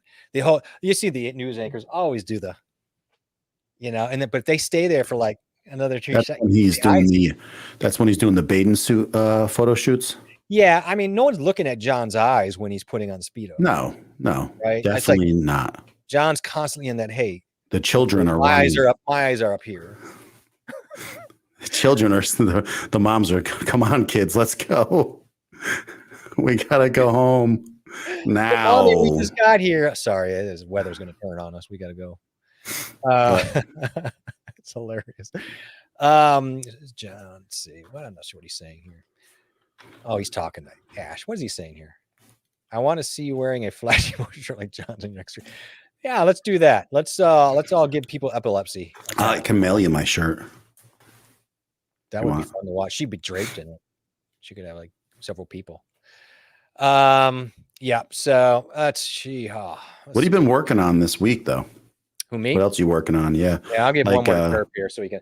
The new OBS update made it so much easier to record games. There are less problems now. Their updates over the last year have been phenomenal. I think last year have been incredible. Yeah, they really upped their game and made it something special. What have I been working on this week? That's a great question. Well, so as you know, because I talk to you all the time, I was setting up my other area to shoot in because I'm not going to always shoot at the desk, and that takes lighting and other logisticals. But I shot all my B-roll on the new stuff I've got. Sweet. My how's your light boxes? I like them. I'm using one right now. That's awesome. I like your hair light. If I had hair, I'd have a hair light. You like that?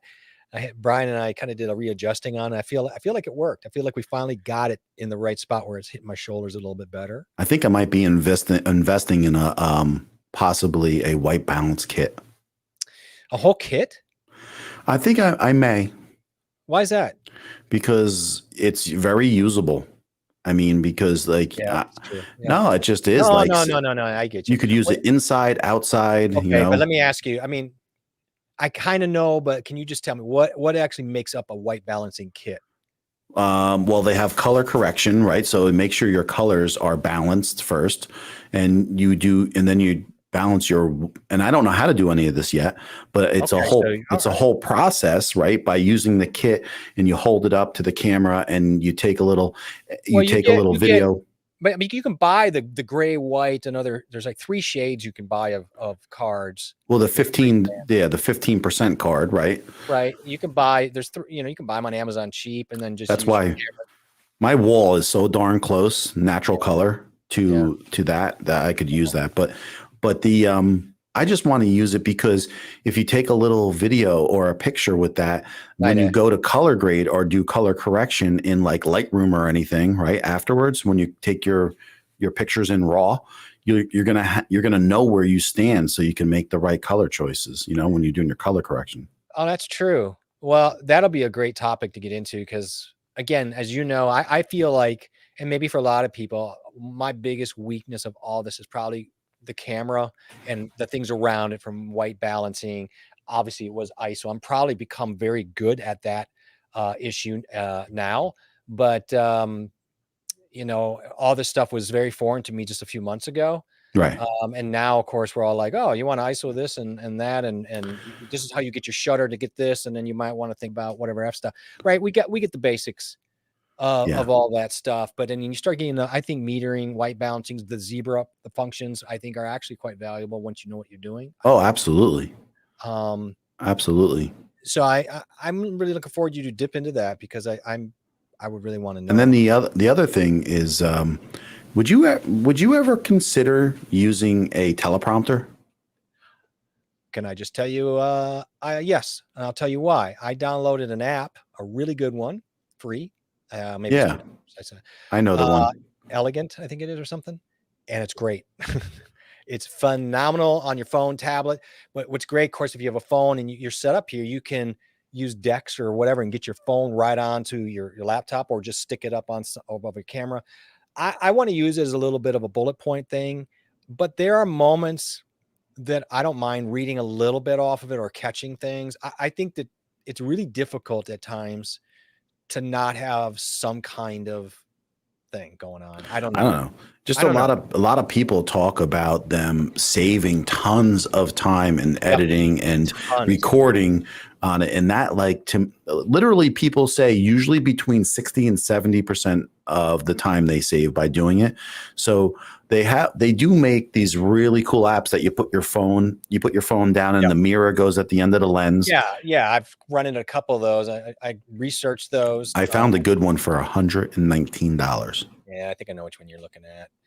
And then you could get really into pricey ones, right? And they're phenomenal. I'm not going to spend the money on them. No, this one works fantastic for that price. Yeah. So, here's the thing: it's going to be another tool that you got to train on. But I think once, it's like any tool, once you start to get your groove on about how that works and you can make that natural, I can only see, it's just like batching and systeming. I can see how that's going to save so much time, and I can't speak enough to being productive and using productivity as a way to get the stuff done instead of just suffering in quicksand. Yeah. And I think it's an interesting question, because I think a lot of people feel like nervous to say, yeah, I'd do a teleprompter, because they feel maybe they're going to, that somehow they're less than. I think it's just going to make me want to do it, actually, because I feel like, if I can sit there and put some things together the right way to say it, then I have a better chance of being successful, of getting my point across, because then you're not like skipping over some of the thoughts in your head if you just, trying to remember a lot of it. Because in the beginning, I was just trying to wing everything. But to hit home with a lot of stuff, I think it's really important. So I don't know. I'm gonna look into it. It's something I consider in the next probably 3 to 4 months. Yeah, I got Derp. Thanks for stepping in, man. Appreciate it. Thank you. Have a good night, bro. Do your thing, and we're excited to see what's going on there. And I wanted to. Did I tell people to keep the text or other important stuff off the lower right in the thumbnail so the timestamp? No, I'm going to keep that a secret. No, he did. Yeah, he did that. But yeah, no, we didn't really get into that minutia today. It was more about platforms to choose from to create the nail. But yes, that is a very important one for sure. I learned that in my second video, I think. Yeah, that's kind of one of those. If you're not really knowing it by your second, third video, then perhaps you should do something else. But people don't, and yeah, it's surprising. He's right though. I mean, people don't. I see it happening a lot of times. All the time, and it can be accidental. I did that accidental. thing. It could be accidental. How? Because you didn't really look at it very well. Right. How you were, you meant to look, and then it didn't work out for you. And did you see my live today where I did the tool where you can look at your preview of your thumbnails using thumbup.tv? I could not, because I was actually driving. Because you have a life and all that. Yeah, I had. So I'll take 2 seconds and do it. Okay. So this is actually, I got to get through my my new fancy Notion. Actually, that's not where I want to be. I want the URL. So this is all it is. And then you can drop in like our thumbnail. Right. And then what it'll do is give you what I like about it is it will show like some basic channel views, like some kind of look. You can create your own description title in here, which is kind of nice because it'll show you where it gets truncated. And I was telling people, with the 60 word, the 60 letter text. You need to know that, because, well, something might be very important to catching people in the title. So you might want to move some words up into the title to make sure it doesn't explain in detail what you mean exactly, because this is actually very important. Okay, so I'm just going to add on to you have so many letters that you can use in the first, grouping of words. And so if it's important, Please watch. it's going to show you where you're cutting off and whether or not you can word things different to be more effective. Yeah. So you can see right here, it's cutting it off at the title to this. So, we're not getting this. So if it was important to really have that. Wow. That's like a no-brainer then. Yeah. So I really like that. And then obviously you start to see and determine how small things are. Now they're really punishing. This is really small. And I don't know how much I'm going to care about that size, but I think all sizes should be attributed. And I did notice, John, to be honest with you, right here, I noticed my gray shirt was back there. Now it didn't hurt the time. But it's not blocking of anything of note, and the time is still jumping out. So I don't really feel like I blocked anything of value or did anything really crazy there. No, I think he's talking text. Yeah, I think he's talking text too, but I just want to clarify that. But in this case, you can see you're right. The text, like if I move this stuff over here to the right, which I started to do on my first thumbnail, and it was caught. So, but this tool's great, and it kind of gives you an idea. It'll put its Ipsum in there so you get a little bit of view. But this is a great little tool for looking at like the mobile version, so you can see what that is coming out like, and then the column version. And clearly I can see in here that for the most part, it's visible. I don't have a whole lot of problems. Some of this could have been a little bit bigger, but then I wanted to not overwhelm either. It started to get busy. And so I'm going to sit back and go, what would I do different to make this better? But by all accounts, I'm happy with the thumbnail. Yeah, I like the colors. Yeah, the colors work. It's very anti what I had done. And yeah, so John's making a point here about stuff that people should know. It will block stuff. Just don't block important text or a portion of an image that is super important. Yep. Right. Having an over something is fine. Right. So being Absolutely. over picture is no big deal. But if you have something important to say and it gets locked under there, that's a really disappointing move. And right. and conversely, same thing with your title. If your title is not structured correctly and it gets truncated, you may miss out on an opportunity with somebody to understand really what's happening. Because a lot of times we're putting less and less actual description in the thumbnail. This is actually more wordy than I wanted to be, but I wanted to show other groupings and kind of allude to some things of companies. Right. But the less you put up here, this is the only catch-all if you want to have, something at the window. So it's just, yeah, don't truncate it. So this tool is kind of cool. And so I did use this today, and actually some people really seem to enjoy it. I think that's cool because it's like right there. You could just drop it in. I don't have to count anything, or I don't have to do a title and then go put it into YouTube and then say, okay, now I got to adjust it again. Right. It's just so instant. Just get it in there. Take a quick look. It's free. There's no there's not like 14 portals. There's no ads. It's right there to run with. What's he saying here? You only have 3 thumbnails if the timestamp is covering text, Jeffrey. Yeah. Well, like I said, we're learning. This is my fourth thumbnail. And each one of those thumbnails I picked apart pretty hard as we went. The first one I did, or even the second one I did out of complete time desperation. And I could see it. Like you could see when you rush something that you don't know. But I think it's back to that same thing. I don't care. I needed to get it done. It got done, right? And the video got done. But I appreciate it. It's good information. And he's getting you too. So you only have 4 videos at the timestamp covering text. I wonder if he actually went back and looked, or if he's just using the same numbers over and over. Maybe he did. Maybe he's stalking the timestamps. And I know what he's saying here. And yes, I do have a moderator. I did catch that, and I was hoping to get through the show without anybody even really noticing. But yeah, that happened because I had to moderate a live this weekend with a drummer out in Los Angeles, and I forgot to take the moderator off. So now I'm not only hosting it, I am moderating. So, be careful. I have my own built-in moderator for YouTube. Yeah. Who's that? You just go and add all that stuff in, and people can't go and put links. They can't put swear words in there. Yeah. I need to do that. Actually, I'm kind of exposed here. I don't have that. And I definitely believe that's a good idea. And John, I know like you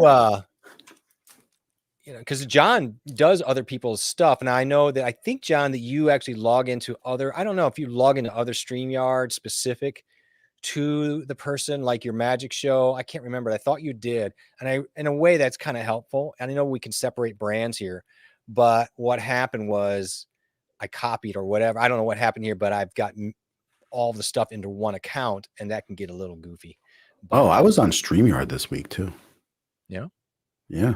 Good. Like on the show. Oh yeah. Yeah. That's pretty tell cool. us about that, Jonna. You were on there. It's kind of fun. Yeah. Okay. Yeah. What'd you guys talk about? Oh, stuff. You know, stuff. Dude, that's like the worst guest response you could ever have. You're like, Yeah, we did stuff. What was it like when the Titanic went down? It was bad. It was bad. Yeah. People died. No, they didn't. That's it. They just stopped right in there. No, it was pretty good. It was. Oh, well, we have an hour show, Mr. Ryan, so maybe you could elaborate. Yeah, it was good. It was, you know, we were just going over some questions I was asking because it's not the streaming factors that bother me at all. It's more just how to always try to get better with the balancing of things. And plus, I like watching them because, you know, they're just some good people over there too. So, and I love StreamYard. StreamYard's great. And actually this Thursday, we're going to go dipping into a couple of things as far as like the softwares that we can use to stream and the programs. So just talking about different levels and all that. Boy, there's a lot. There's so much to consider. And we kind of dabble in these things in our intergrouping discussions, but you can only have so much discussion through text quickly while people are in and out. But the truth it is, you know, and most people are going to migrate quickly to one or the other for whatever bias or whatever reason, whether Oh yeah. You can do so much. I mean, we say it all the time too, but you can do so much with OBS. It's pretty impressive. And even this week, you know, I was talking to you that I was messing around with, it's called Video Ninja. They changed the name. It's not OBS Ninja. And so you can pull in guests, you know, web-based. And you know what impressed me the most about the, it's really web-based. It's not like too much of a program, was the choices that you can make when you're getting called in on audio and on camera. They make it really simple, kind of like not, you know, as simple as StreamYard, but it's pretty darn close.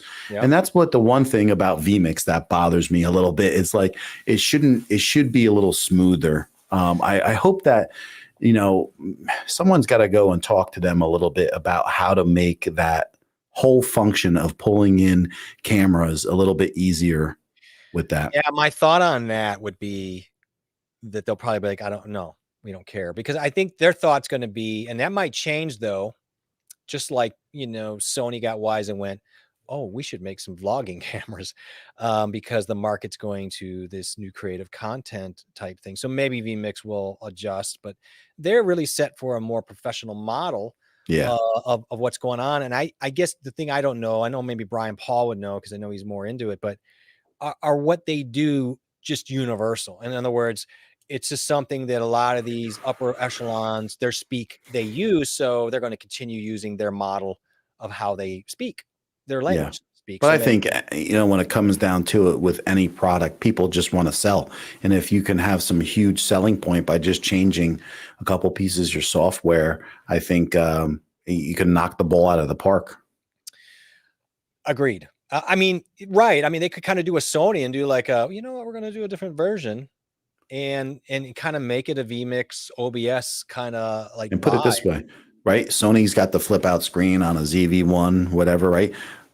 Yeah. The day they make a touch screen, I mean, what's going to happen? It's going to be powerful. There's only a couple things I think they're really holding. For example, the Sony's back, that the Alpha line, and that is that stupid way they have their flip screen is a bad one. The batteries are generally bad. Maybe the 6600 is a little bit better. Yeah, it is.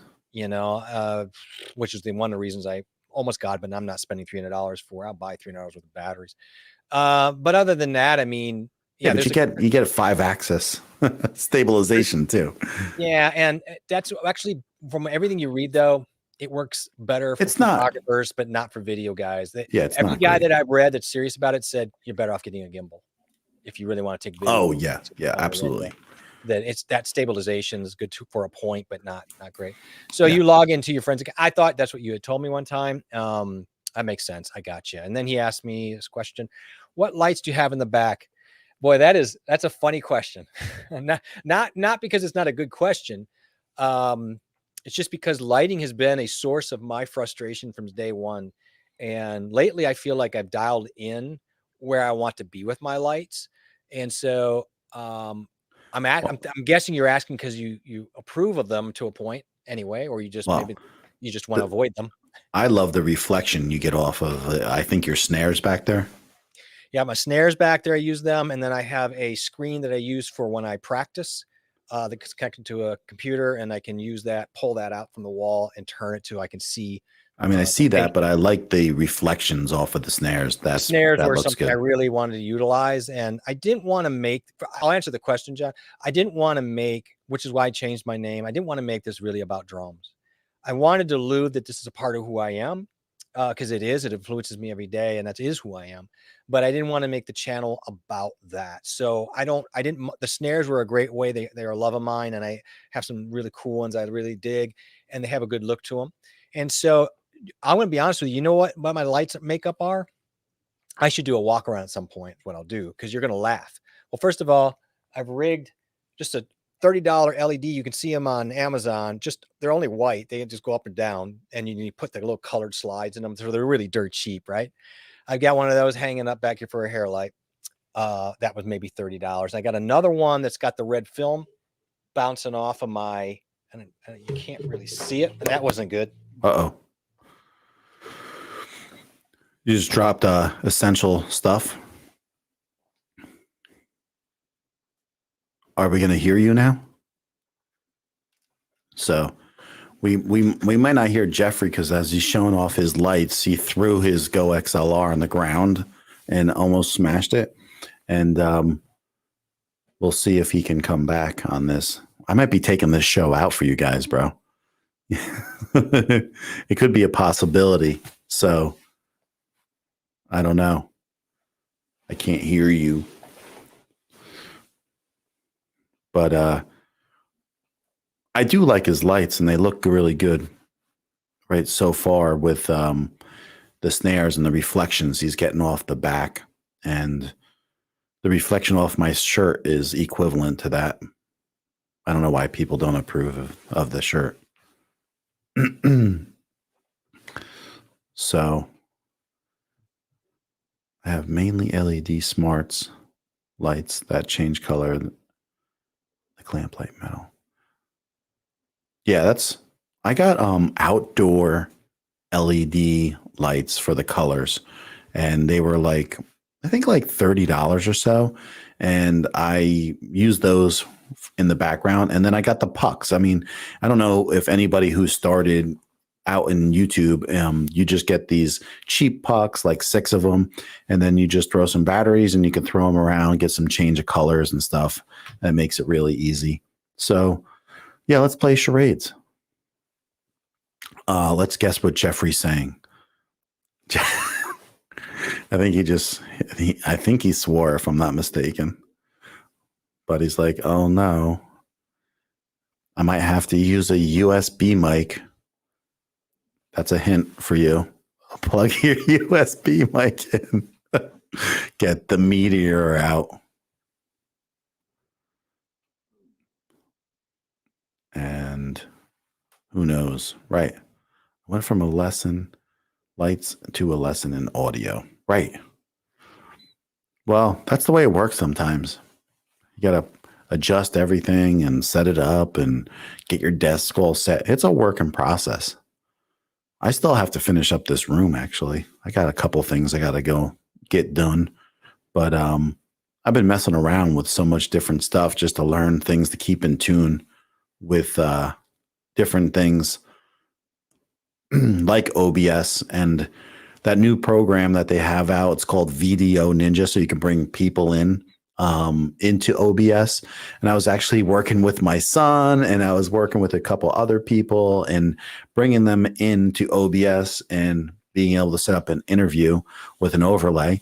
And I think that's kind of cool because I just want to know how to do it because, you know, someone like my son, I want to be able to show him or anybody else for that matter.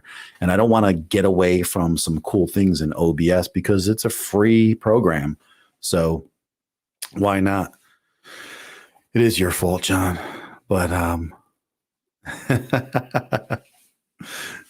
but it's like it's pretty cool how you can bring people in. It's not like the best quality because it's like it's web-based, so it's not as direct, and there's like little delays that you have to put in, which is a lot more than for yourself because, you know, I noticed that you actually have to make an adjustment when you're using video OBS to bring in somebody on their dialogue. It could be as much as 600 milliseconds of offset with the audio. And so I was messing with that. And then I did that. If you didn't see, I have that little live stream where people can start using the OBS and being able to pop up their live chat for free with a browser, not a browser. It's a Chrome browser extension.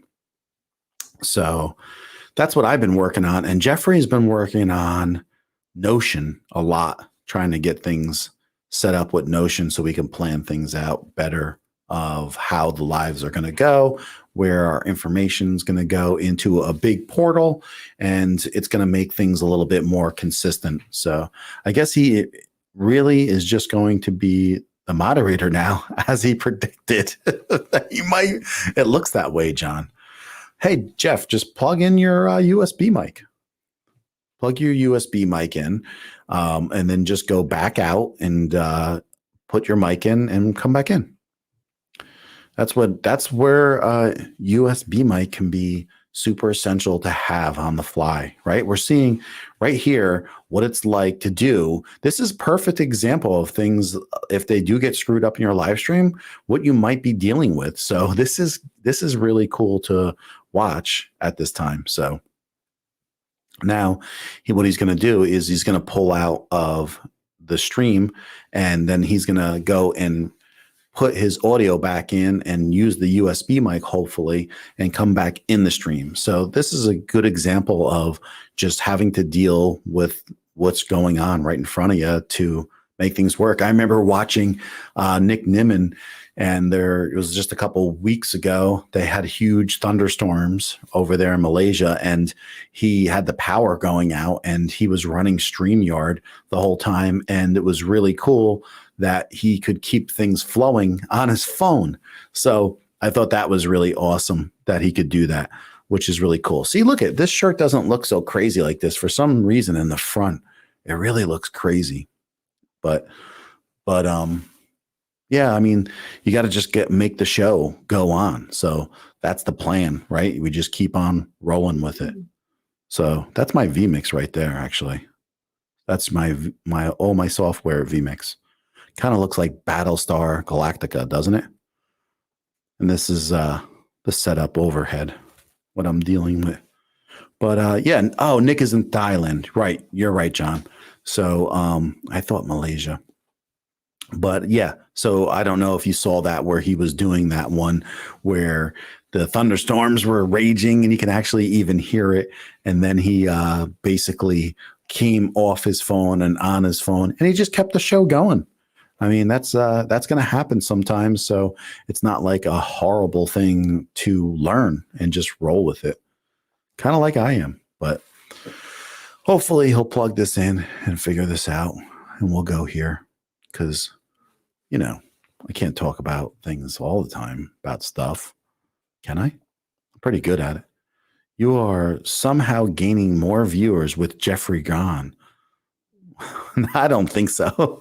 I don't think I'm what it is probably when I'm switching like this, people are like, hey, what kind of setup does this guy have? That's people are not used to seeing setups like this, you know, and things, you know, like this on a guy that's been streaming for 3-4 months. So, and I'm going to keep on rolling with some of this cool stuff. I mean, wait till you see what I'm going to be doing soon. It's going to be really neat to be able to do in live streams. So, you know, it's moving the bar a little higher with some different stuff.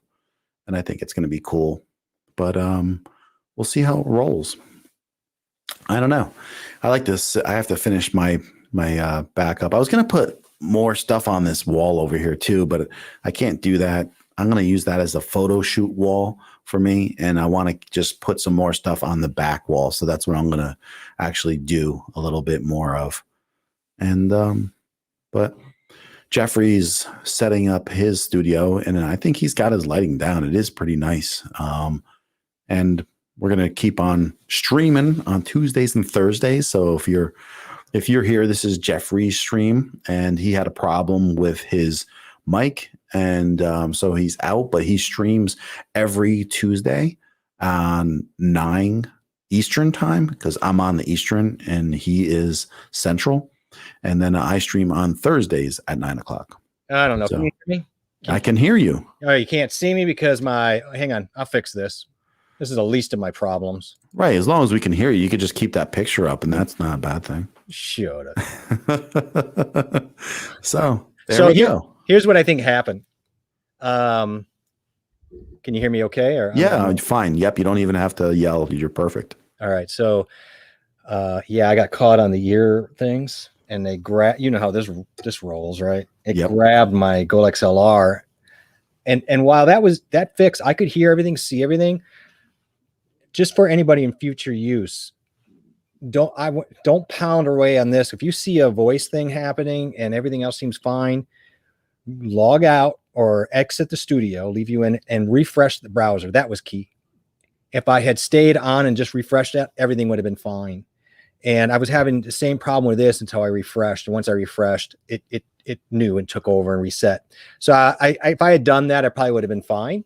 But I did not do it, and that is what it is. And yeah, but you know, it's not a unusual thing to panic, right? Because we're trying to run a live stream. You want it to look as best as you can.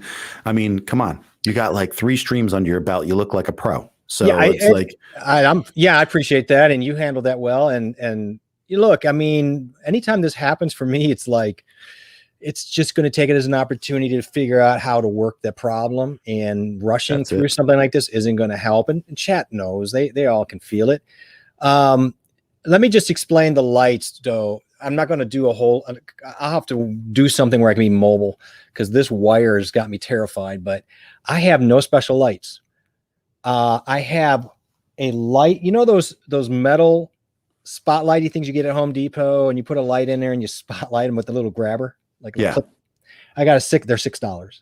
I got one of those with the red light I bought at Home Depot, and that's driving that kind of that red that's splashing across, and it hits my drum set too, but you don't see that really in the shot. But yeah, that's really that looks nice. So the rest of it, behind that little drum, there's a lamp. It's laying on the floor with a $3 green light bulb I bought at Home Depot. No shade. There you go. And let's see. I'm going to back up carefully. Let's see, which way should I do this? See that purple light? Yes. It's behind the cajones. Another lamp with just a purple light bulb. And it's just, everything's about, you can see how it hits the painting, but it also hits the drums. And I use my little Doombeck down there. That's a Doombeck drum back here. It's hiding the light bulb. Yeah. It's laying on the ground. And then it's all planned out. It's all, everything's got, but now you spend a lot of time, and you can see the shadows coming off of the, by the right of that painting back there. I worked to get those too. So I kept moving the light till I maintain the green light coming off my screen, which I wanted. I didn't want that just black. And then I wanted those shadows coming up off the snares on the other side. So there was this constant little playing I did to get that right. Yeah. So I don't have anything special. And I think my lights together, if you add up the lamps, probably are like $40. So I have these. little pucks, right? I got a set, a whole bunch of them right here. And they're really cheap, and you just throw some batteries. And since they're LED, it's like they last a pretty long time. And so that's what you see on the ground in the back there, and then a couple on top of the table. And then I could put one on the shelf even too. And it's just different accents with different colors. It actually comes with remotes. I don't even have to get up and change them. I could just hit a remote button. And I've never used the remotes yet, but the desk is my wife and I made it. So it is from Home Depot, and that we bought the countertop that you can buy for kitchens, and then we sanded it down and stained it. Then I made pipe legs and the whole steampunk piping for the body, and then I made that, and it fits because I have kind of a steampunk look. But all my lights are really, I guess they are hacks, as somebody said. And I want to go out and get great lights. I just don't know if I can duplicate the look I have trying to figure out like LED this and that. No, you got a good look right now. And you've always utilized your drums for reflections. So I noticed that from day one. And so I did. And then, you got it. Yeah. And Lita, I noticed that back then. So it was like, wow, that was good. That looks really good with that. But then my top is straight out of Home Depot. Also, mine is the workbench from Home Depot. I don't know if you can see it from this angle, right? So I have I believe it's the 60 something or 72 inch. I think it's 72. Yeah, it is. And so I bought this, and it had a little tiny dent in the back. It was on sale for $122. It's solid wood. You knock on that, it is solid wood. You can sit on this. So it's not like an IKEA kind of setup where it's just going to fall apart. And I can use this top for different things. But because there was a little dent on it, my wife went back and asked them to take off something. And I ended up getting it for $80. So that's like a steal. Oh, listen, you guys don't realize, I don't know if anyone realizes this, and you look at like my setup here, right? There is nothing here. I don't believe nothing that wasn't like the best deal that I could get out of this setup. So as far as like when the lighting went on sale, it was the best setup. Oh, Steve has very good taste in shirts, by the way, Steve. Everybody does not like the shirt, but they don't know what a good dresser is, I feel. But so that's because their eyes are trying to refocus. But even to these, right, to these JBLs, if you want to go look these up right now for these two, it's $300, right?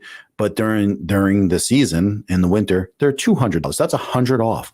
My Roadcaster on sale, like from somebody secondhand. A10 Mini on sale secondhand from somebody.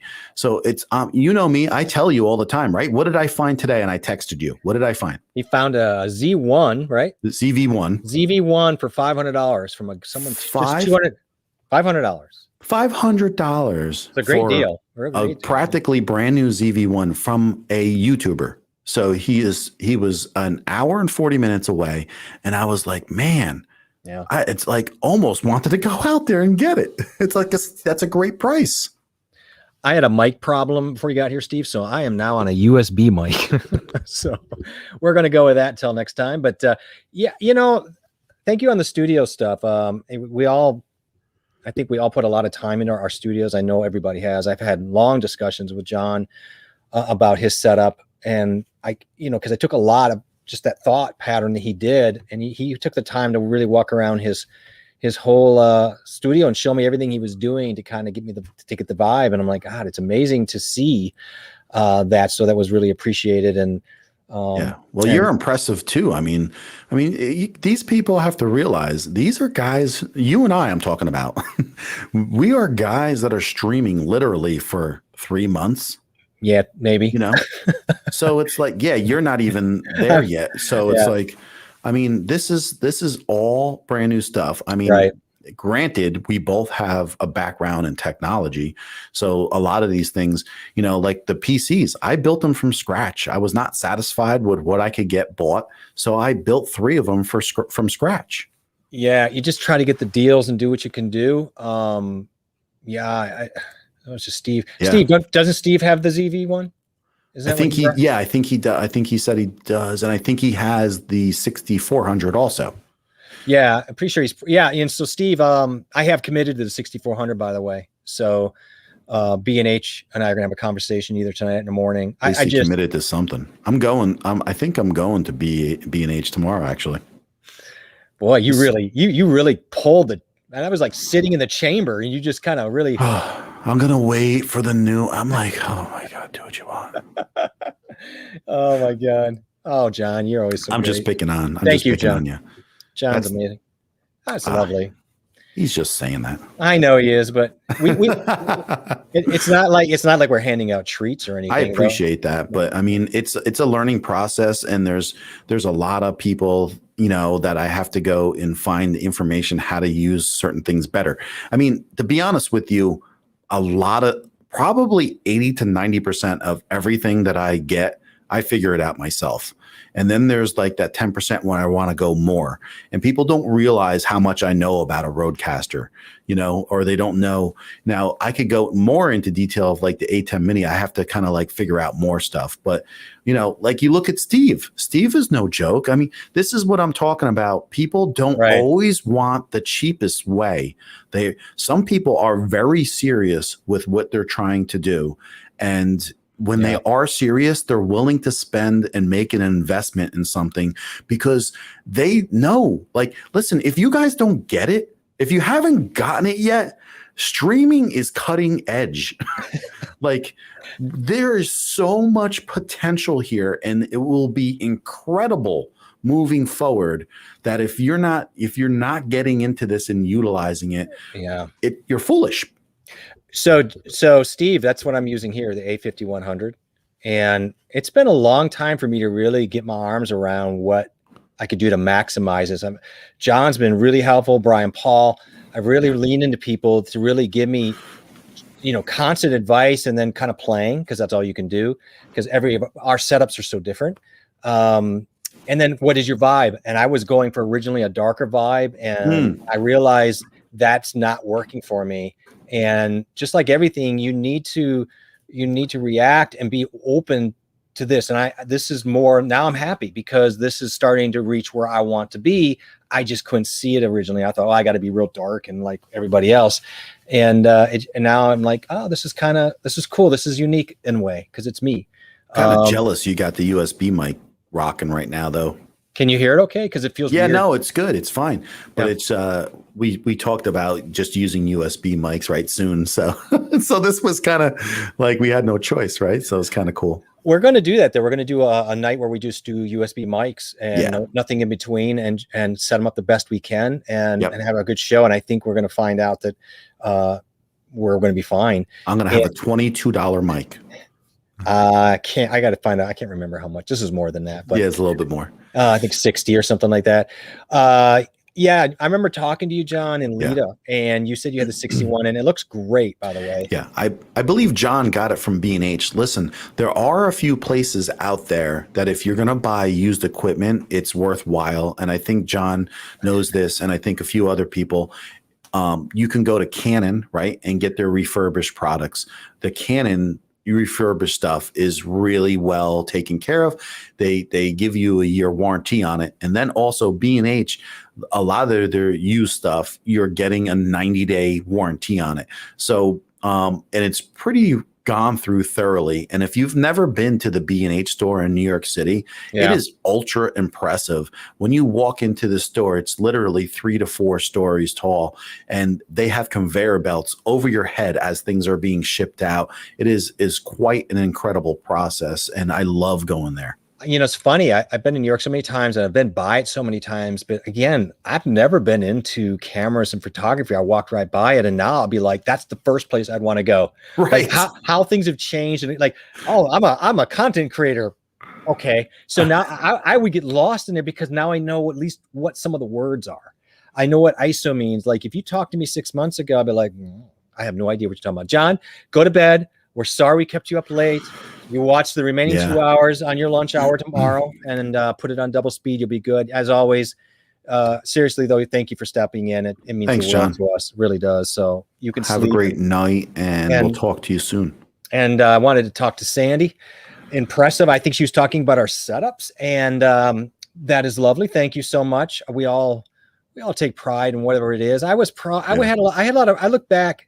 I don't know about you, John, but you know, with OBS, you're constantly taking test shots to see how things look. I do. I have an output folder that was just for test shots. So a lot of it video, but most of it actually just photos to kind of, and I remember going back into the cold of January of this year, and I looked through my files to see I had 2 little webcams that were not very good.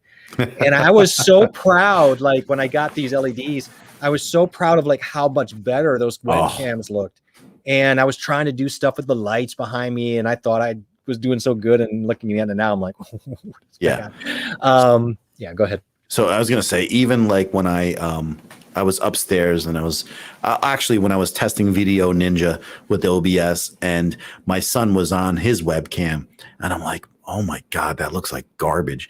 Like, people can say whatever they can say whatever they want, but when you're using a mirrorless or a DSLR of decent quality, and then you go backwards to a 922C or anything like in that shape or form, it's definitely heads and shoulders in difference. I mean, you can use it, but it won't make or break what you do as a content creator, but we can't deny the difference any more than we can deny the larger diaphragm of an XLR usually compared to a lapel or even a USB mic, and the limitations of that. Again, you can get some great quality out of the USB. John uses USB and he sounds amazing. That's not deniable. Like I tell you, I was watching Melanie. What's her last name? Mel. She was on today, and she dropped us a lovely call out today. I thought that. I heard that. Yeah, you told me. But what's her last name? Di something. John will save us. But anyways, I was watching her, and she has the Elgato Wave 3. Yes. And I've seen Loria use it on Live Streaming Pros, and I am really impressed with the sound out of that mic, and also the NT1 Mini USB mic. Both of those, the Wave 3 and that mic from Elgato, is just incredibly like good. Or is the Rode? I meant the Rode NT. The Rode NT1 Mini and the Wave 3. So the Elgato Wave 3. So and those 2 setups are just like really impressive. And the thing that makes it impressive, and I think the Rode has the same thing, but Wave 3 has basically got the Go XLR, audio routing. It's really nice. It's got its own I mean, it's very plug and play and gives you so much. Thank you. There it is. I'm going to put it up because that was kind of embarrassing on our end, but I always forget I think it's Diane Howe. And she's wonderful. And I'm lucky if I can remember my own name when I leave the room. So I'm bad with names, but you know what, John, I mean, we're 2 hours in, we don't want to get into it, but I mean, do you see soon that those are just going to be killers for these mics? No, absolutely not. But it's still impressive, the quality you're getting. So I think no matter what, you're going to have your place for both. But I can tell you right now that they're going to sell a lot of those Waves 3s, because I just think as the price comes down a little bit, which it has from like 160 to 140 now, and then as it drops down, and I know she doesn't like it, but listen, they're going to figure out the software. Things are going to start working a lot better. And plus they're always striving to make stuff better. I wanted to ask her. I know she was really struggling with this, and I don't have enough polling data to know how constant of this problem is. So I can't speak to it, but it's understandable because it is new software. I mean, it's not that new. It's not that new. It's been out a while, man. They had the Wave 1, and then the Wave 3 came out with the software, but it's been over a year now. So they've had well over a year. And so they've had their updates and firmwares. They shouldn't be having this problem. I wanted to ask her though, is she a Mac? I can't remember. I think she's Mac. She is. She's using Ecamm. And I don't know, but I think I did hear it seems to be a little bit more problematic on the Mac, go figure, on the Mac than the PC. I think that seems to be so much of what's going around lately with some of these softwares. Yeah. It's a great mic, but she really struggled with it. And I know she had Sammy and other people try to dip in. It seemed like it just was never going to really work out like it should. And that's ultimately frustrating. Did you get rid of the mic? Just out of curiosity. So, and Paul's a Mac guy too. And so, that's what I'm saying. Like, I feel like I feel like these might be little Mac related. Not that that helps you or Paul. I mean, it should. They should work. Frustrating. It is frustrating. mean, It's always been frustrating, right? When you buy a product and it's supposed to work on both, and then for some reason, sometimes it's just really because you know the whole situation, PC and Mac, and so it's like always been frustrating. Well, Lala not wasted, but she invested a lot of time trying to make that work. Yeah. And we just know how frustrating that is when you're trying to get moving. And I can't remember. I think even during parts of Lita, you were trying to get that to work, but I could be wrong. But I mean, even so, you're trying to get things up and running. And here you got a mic that just constantly will not work. You put the money and time. You don't know when to cut the cord. You don't know when to say, I can't keep going down this road. But I knew eventually she did. And I think she's better for it. But well, I hope they find a fix for that. I'm sure somewhere down the road it will be. But that's kind of like the tough things, to be honest with you. That was one of the major reasons why I went with the Rodecaster Pro over the Go XLR, because I knew that there were some issues with software and that I don't want to deal with. Oh, man, I have the Go XLR, and probably one of my first actual videos is going to be on the Go XLR. I have many great things to say about the Go XLR as a streamer, and I have some not so great things to say about it, unfortunately. And one of them is the software. It's so close, but it's that 10% not close that will make me not buy it. Like that will drive me crazy.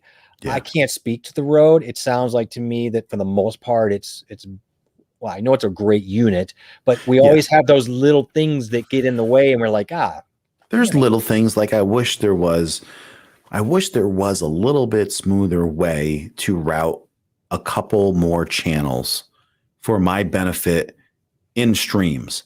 Like I don't want to have to use my phone or a iPad or anything to be able to use an extra channel to come in, which I can, and that will solve the problem. But that's not what you paid for. Well, yeah, but listen, first and foremost, this is the best probably podcast setup you can buy, right? Yep.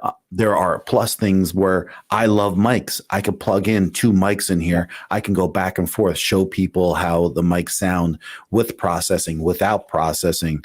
So there's a lot of pluses. And I think we're going to have that discussion someday again, right? We're going to go over a little bit of each. We're going to dedicate. I'm going to come in with my pros and cons of the Go XLR. Why I think it's a better option still for me, and in ways, if I have to pick one, I still think it's a better option for me. And you can come in now, but I could argue devil's advocate your point too, though, because I can see it. And the point you just made would be one I would throw out there, that I don't have an adequate way of doing straight comparison. I'd have to plug in and out, and that's not really the best way to manage the comparisons of time or whatever. So there, and I can't bring anybody in. So there's a lot of pros and cons, money, this and that. But we should do that. We're going to do that. I'm going to do my video, and we should get into there. So, yeah, that would be good. Yeah, we are. we're actually not. And I'm on a USB mic right now because I could probably go back, but I'm not going to bother with it. I'll deal with it another time. No, actually, we were talking. I forgot you were even on the USB mic. That's great. That's great. Yeah. It was just working. That's all I cared about. We're about done, but we were finishing up on a discussion about the Elgato. And I agree, Lala. I think they should send, me an Elgato. I think John's despaired them enough. So I think that if they send me an Elgato, I would give them a fair review. He's got enough toys. I don't want. Rode should send me something because I bought so much Rode stuff. Yeah, and I like Rode. I think Rode's great. And the truth of it is, I will end up with a Rode Podcaster. I really think it's an amazing unit. But there are some still great discussion points to have about, is this still a better option for the right person? And I still say yes. Especially when you talk about price points. Yeah, and that gets into that equation. But we'd have to really define what that avatar is, because it quickly becomes not so great. Like it's really, really great and perfect, and then quickly it's not. Till your settings aren't there. They've been staying though, man. So I don't know. Like I wasn't saving them on the way out, so it is possible. No, the problem is not. And the Go XLR. The settings are saving. It's Windows that's blowing it. because in the sound settings for Windows, if I shut everything down or whatever, I got to keep going back in and rerouting, say, my music player back into the music channel of their software. Their software is ready to go. The problem has been in Windows. Now, maybe that is their problem because they're not communicating in a way, but that's not what Microsoft says. No, listen, something's not working between it, and you're exactly right. Something is not compatible with both. So I don't know what the heck is going on. Well, they're not. You can't get epilepsy from a shirt. Well, you know what he means. He means seizure. He means seizure. And listen, classy people liked it tonight, Brian. All right, people like Steve Worthy and people like Ash and my mom. His mom. His mom loves it. Yeah, my mom liked it. All right. And plus it doesn't look this bad. Look it. This is how it really looks. Did you notice this view? Yeah. I don't know, man. My eyes are going to need therapy for like a week after this. You missed it though, Brian. You think this is bad? When we came in, I think we literally had the light on. We had explosion of eyeballs. It was just rocking everywhere. So we did calm it down. And so the seizures did give way. And so that's I love it's going to be on this stream forever. This stream's got some nuggets. It's got that shirt at the beginning. It's got me knocking my Goal XR off and losing sound for 10 minutes, trying to figure out what was going on. That's kind of cool. You can record. I think I don't know if you have that option, because I don't know if you have the free or not, but you can record this video for 14 days.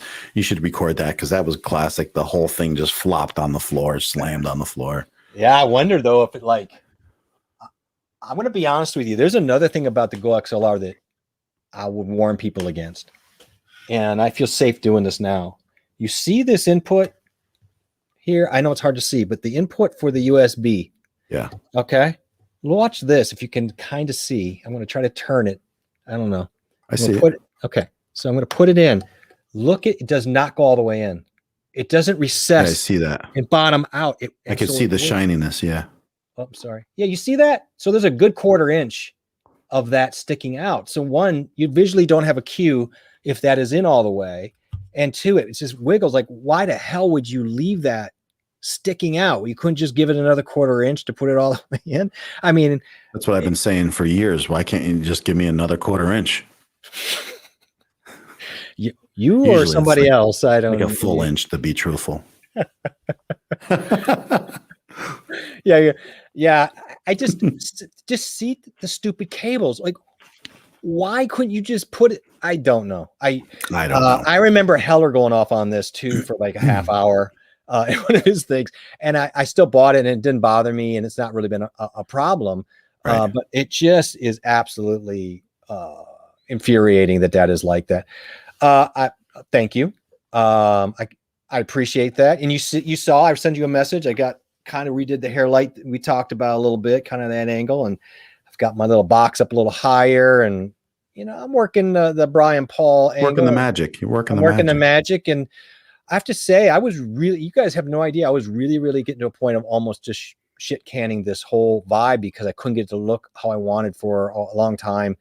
And then with a little help, I got pushed over. Now I'm really happy with the outcome. Yeah, you're crazy. It looks great. Yeah. But again, it's so beautiful to have feedback and support and people to guide you a little bit. You just got to be patient. I stuck through it. I knew if I stuck through it, something's going to come, and it did. And so, I'm really happy with it. Thank you, Brian. I really appreciate that and your help. And so, all right, brother. If you want me to send this shirt to you, let me know. Send me a message in Facebook or something, and I can send this shirt to you. It'll probably fit you. No problem. Is Lala still on? Because if she is, I'm thinking we should send this shirt to her. Maybe she could make like a really cool kite out of it, or she can make a balloon, weather balloon out of it. Maybe some washcloths would be good, like some kitchen size sheets. Circus tent. Maybe a curtain shower. I don't know, but a beach towel, or I don't know, something. Yes, it's going to be immortalized. I'm not going to lie to you. I am going to comb through this video and laugh. Well, yeah. I'm going to snapshot. So there's some moments here I'm going to snapshot. I'll throw them up maybe in the group tomorrow that I think will be. I'm going to be famous. Yeah, well, people are going to like seeing that shirt. There's going to be me laughing at your shirt. I probably should do a stock thing where I'm just looking at you going, ooh, like, no more of that shirt. I can't even cross my arms in this thing. I hate that. How could you wear a shirt like that? Like, to me, if I can't do this, like, this is going to be great. This is going to be a great screenshot. Us both doing this. Look at the size. Like, look at this. Look at how tight this thing is. Oh, Jesus, this thing always you can't. Is it your cord for your ears? Yeah, I gotta get it. That's how my Go XLR bit the ground. Oh, is that what it was? My cord wrapped around the thing and dropped my Go XLR. Jesus Christ, dude. You are a mountain of a man. Holy smokes. I'm going wherever. You need to go to New York with me. I'm going to use you as my security guard, I think. I used to be good size. I don't know. We still are, man. John says we're going to not to wear online next video. Yeah, I don't know if we can fix this. Brian, can we fix this shirt in Pulse and post with maybe a Lux or some kind? Is that possible? Or it's not that bad. Look, it looks great. I don't know why you guys are making fun of it. It's simply incredible. It's kind of like Zebra on steroids. I know. Yeah, you do that, Brian. You do a best of. I'd like to see it. There's some pretty fun. I admit there's been some moments where I'll watch back to see what was I doing? Was I talking too loud or whatever? And I laugh at a lot of stupid shit. So I'm glad to see that. He'll send me a text and he'll be like, I just laughed at this. And then I laugh too, because I think it's funny because I do the same thing. I catch myself and all of a sudden we say something and I'm like, just start laughing. Sandy, thank you for stopping in and thank you for sitting in the playground hour. Yeah. The secon hour. It's always fun nice to see. It was nice to see you. Nice to you. Yeah. Very much so. Oh yeah. See, here we go. Can use anti-alias filter. Yes, that's what we need. Anyway, I was trying to tell them, Brian, is like when I look on my vMix, I didn't see this. I look in my camera, it doesn't look like that. And then when I went onto StreamYard, I was like, oh my God, this thing is crazy. Did you think for like a second, I got to change this shirt? This is going to be absolutely a nightmare. Yes, I did, but it was too late. I told you, I think the funniest thing because you had that problem getting on tonight, and I was like, I didn't see myself until I was on. Did you know what was really weird is right like when I got into StreamYard, it popped me in. I did that. I wanted just to say hi to you quick and then drop you back out, and you're like, but you weren't hearing me, so I didn't know if your ears were off or what the situation was. I was talking to you. And I couldn't hear you. I was talking to you the whole time, and you were like, "Why am I here?" And I'm like, "Dude, I'm just saying hi, man. It's okay." And now I know why you're freaking out. But yeah, I was thinking the funniest moment would have been. I wish it would have happened. Like your shirt's going crazy, and here in comes Danielle with a big ass blanket. And she just wraps you up like you're on fire. Shirt change. That would have been awesome. Like just tackles you. I don't know, but yeah. So it was great. That was a lot of fun. And so you know what? I will go find a funky shirt. People have worn shirts like that on live TV. Yes. Could you imagine? I've seen it too. That's some really bad ideas right there. Like, thanks, pal. It's right up there with wearing blue. Just don't do it. I whatever. I'm not gonna defend my shirt to you. I don't. You want to come down? Yeah.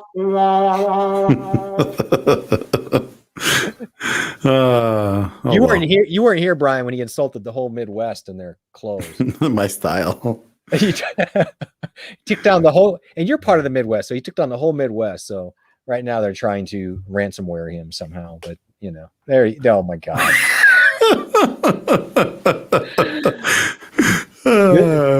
This ass hat went rogue with vMix on the stream. Yeah, those are fighting words. See, yeah, it's gonna happen. Well, John, this has been. It's been a good night, Brian. Thanks for coming in and saying hi. Yeah, man, it was great. I mentioned and it's late for you, and so it's great to Maybe see you. maybe sometime soon we could just Yep. we'll get the three of us in a little StreamYard chat one night. I'm not talking live. I'm just talking. Yeah, I was thinking that too. We should do a little like catch up, discuss some possible, like a show we can do and do some things because I think that would be really good to have a well thought out thing to really utilize Brian's talents and Yeah. what he's trying to do and give him time also to Yeah. really prepare. So we don't want to rush it. I think it'd be great to have an idea what we want to convey and get across. So, we don't look at a bunch of booby hatches. And plus, just us catch up. Well, that's a different story. Yeah, you're right. What's crazy? I'm hearing double audio now. That's you. I did. No, don't give me that, man. I didn't touch anything. No, it's not you. Okay. It's StreamYard, and now it's gone. Yeah, I don't understand StreamYard sometimes. It's gone. It is what it is. Yeah. Lala, yes. I think if we utilize Brian the right way, and he's really getting, I think, into this idea of helping new people well. So he's focusing on that. And him and I have had discussions.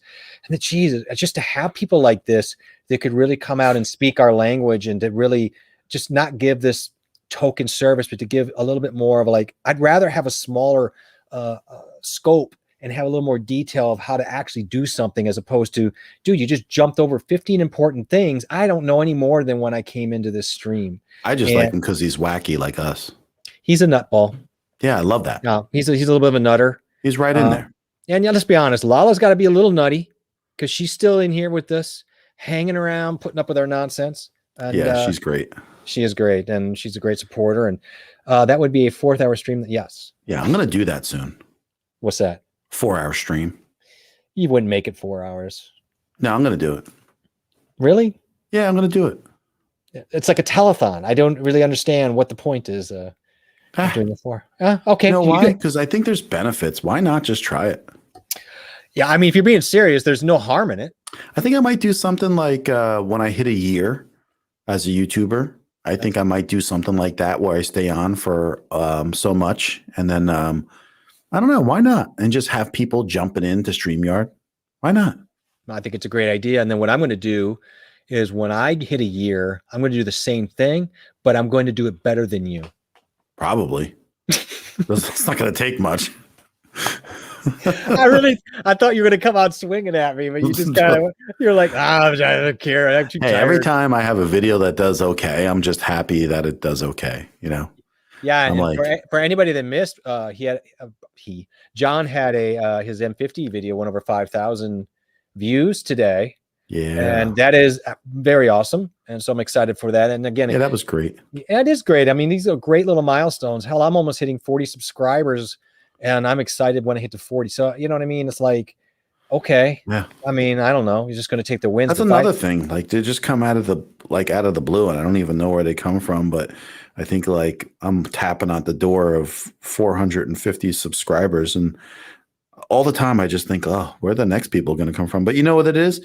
You don't think about it. You just keep on going. And I guess that's going to be my process is just chug. I've got a handful of people I really want to stay watching to try to, because I like their style. I like what they have to say. The problem for me right now is especially starting out, if I start dipping too wide now again, you do that at first to really get some teeth into what's happening. But I think if you do that too much too soon, it's overwhelming. You just feel like I can't keep up with this or keep up with these great content creators. And I like your idea of it. Just do. You just do, and the numbers will come how they come, but you got to just do. I got such nice messages this week, like when I needed them too. They were really good. Some guy sent me a message from Germany, some guy from Ireland, and they were just like thanking me on the video in detail. And I was like, wow, thank you so much. I'm just honored, like when someone sends you something like that and they take the time. They're actually there's someone's watching your video, first of all, right? And then they're taking the time to actually send you a message. I think that's just that stuff blows me away. I don't know if that's ever going to get old, but I hope not, because that's just, I love that feeling. I don't think it's going to get old with you. I think that's your value, me or anybody else that's even in this room right now. I think, everybody here that I can see, well, the first thing they talk about is that wanting to help people, you know, and that if that is that, and people contact you and say, you help me, that is an energy boost that you can't, that's like a high, and you just want the next one. You want the next one, you know, and it's that's it keeps you going, right? Oh, just coming on and seeing Samantha's stream right before ours right here, and seeing her utilizing what I just went through in a video is like, I love it. It's just so awesome. You know, those are great feelings. And I already know, for example, Lala's had that effect on people, and I've seen her reach. She's so, I want to say aggressive. She's so consistent in trying to continue to push forward the message. And it's not lost on any of us. And you and I have had this discussion, and other people have too. We watch, we know, we can see the constant push, always with a smile. I'm sure maybe in the background, sometimes there are not smiles, but I mean, you're always pushing, and that's motivating on its own. And Brian's going to be the same way, Brian. And we're just going to keep, you know. Yeah. As long as he makes up his mind that he wants to. Absolutely. It's just like every time that we all try to move forward, it's like bits and pieces, and it's a slow process, and there's hills and there's falls. But like you said, I think what it is we talk about the people we meet, being if it's someone that I met in a stream, for instance, you know, say that young kid, Derp, right? I see this kid, he had no subscribers at all, you know, like 3 months ago. Now he's over 50, and he didn't have any videos up. Now he's streaming, doing test streams. He's putting his picture with a camera up. That's like all baby steps, because people have to, their comfort zone, you know, he's expanding, and this kid's growing. And I think he's doing a great job. I respect him too, because he'll come in here and he'll ask the questions. That whole Da Vinci thing, the night that we did that, he wasn't really sure. And we got that going, and I think I dropped a link, and he ended up, he went and got it. He didn't just sit there. He went and got the link, went on, had a little trouble downloading. We figured out the browser issue, but you know what I'm saying? And then he's like, hey, I respect that. You're right. I really do. That's somebody who's going to keep carrying that forward. And I know Brian's doing that as well. He's doing a little bit of that kind of soft start, like I was in, and now I feel like I've tripped over that part, and I'm really into the hard, like I'm getting it, not hard part, but I'm into doing it, and I'm excited. And I've had a really good couple days of actually sitting in front of the camera and doing stuff and going, shit, I can do this. And that when you hit that moment, that's a freeing, scary moment, but it's a freeing moment to say, shit, I can do this. You know, everybody that was right. I can do this. I just got to now do it. And let's see what she's got going on here. Yes, just keep moving forward. Agree, John and Jeff. Great job, Derby. Yep. Yeah, absolutely. Like he's moving his pebbles along. He's gathering, and he keeps moving. Is he here? Yeah, he just dropped. Oh, I didn't even see that. Yeah, he came back in. I saw him. And that's what I love, because your conversation, you had no idea he was in the chat. I actually didn't know. Yes, it's a very large mountain. And so if you start looking up the hill, you're going to just turn around and go back down. Remember, Jeff, we had this big discussion when we did Lita, and I really didn't have a grasp of that. What's the syndrome called? I still can't remember. Imposter syndrome. And you said, oh, I don't have imposter syndrome. Right. So I said I don't have it, and I didn't really understand it at all. Remember? Yeah, I still have difficulty with, I know there's like maybe occasions, and I don't think it's a real good name for it personally, but I am like so into just taking care of what I got to do. I don't go out there and compare everything. That's what I don't do. If you go out there and you're going to go look at all these great content creators, that's not fair to you, because they all started somewhere 20 years ago, 10 years ago. Okay. And then listen, I could tell you right now, you're going to see plenty of people that they stop progressing. Okay. And they don't go anywhere for 10 or 20 years also. And there's always this kind of thing going on. And I think like if you're just out there and you're trying to make the improvements, and you're not like hanging yourself out to dry and comparing yourself to everybody, then I don't know. Wait, who is this? Is this who we think it is? Who spoke audio? I don't know. It's throwing me a little bit. I think this is mint green. Is this mint green? That's what I was thinking, something along that line. Yeah. It's got that look. It's a little polished. Yeah, You kind of never know. I don't know. I'm trying. I could be wrong. We were trying to get off a while but you ago. know me. I just keep on talking. So well, I mean, but people dropped in some comments, and then we were like, yeah, let's talk about that. Brian, you guys are already. I don't know if that's true. I don't know, but you know what? I mean, here's what I do think. I think I love that. Thank you, though. I thank you. Yeah, you accept the compliment. Look, we're all in that point of we're just going to do the best we can. And John and I have talked. I talked to Brian, everybody. We talked about the idea of stop comparing, and also nobody got there without starting here. So let's just be okay being here for the moment. Right. It's okay. Let's just not worry about the perception of a reality. Just live the perception. The reality will come. And those demons will enter and tear you up. And that's not, I've never lived my life like that. So that's kind of like odd to me. And so I think it's just like concentrate on what you're doing to improve. And that's all you can ask for. I like this name. The spoke audio. That's pretty good. I like that.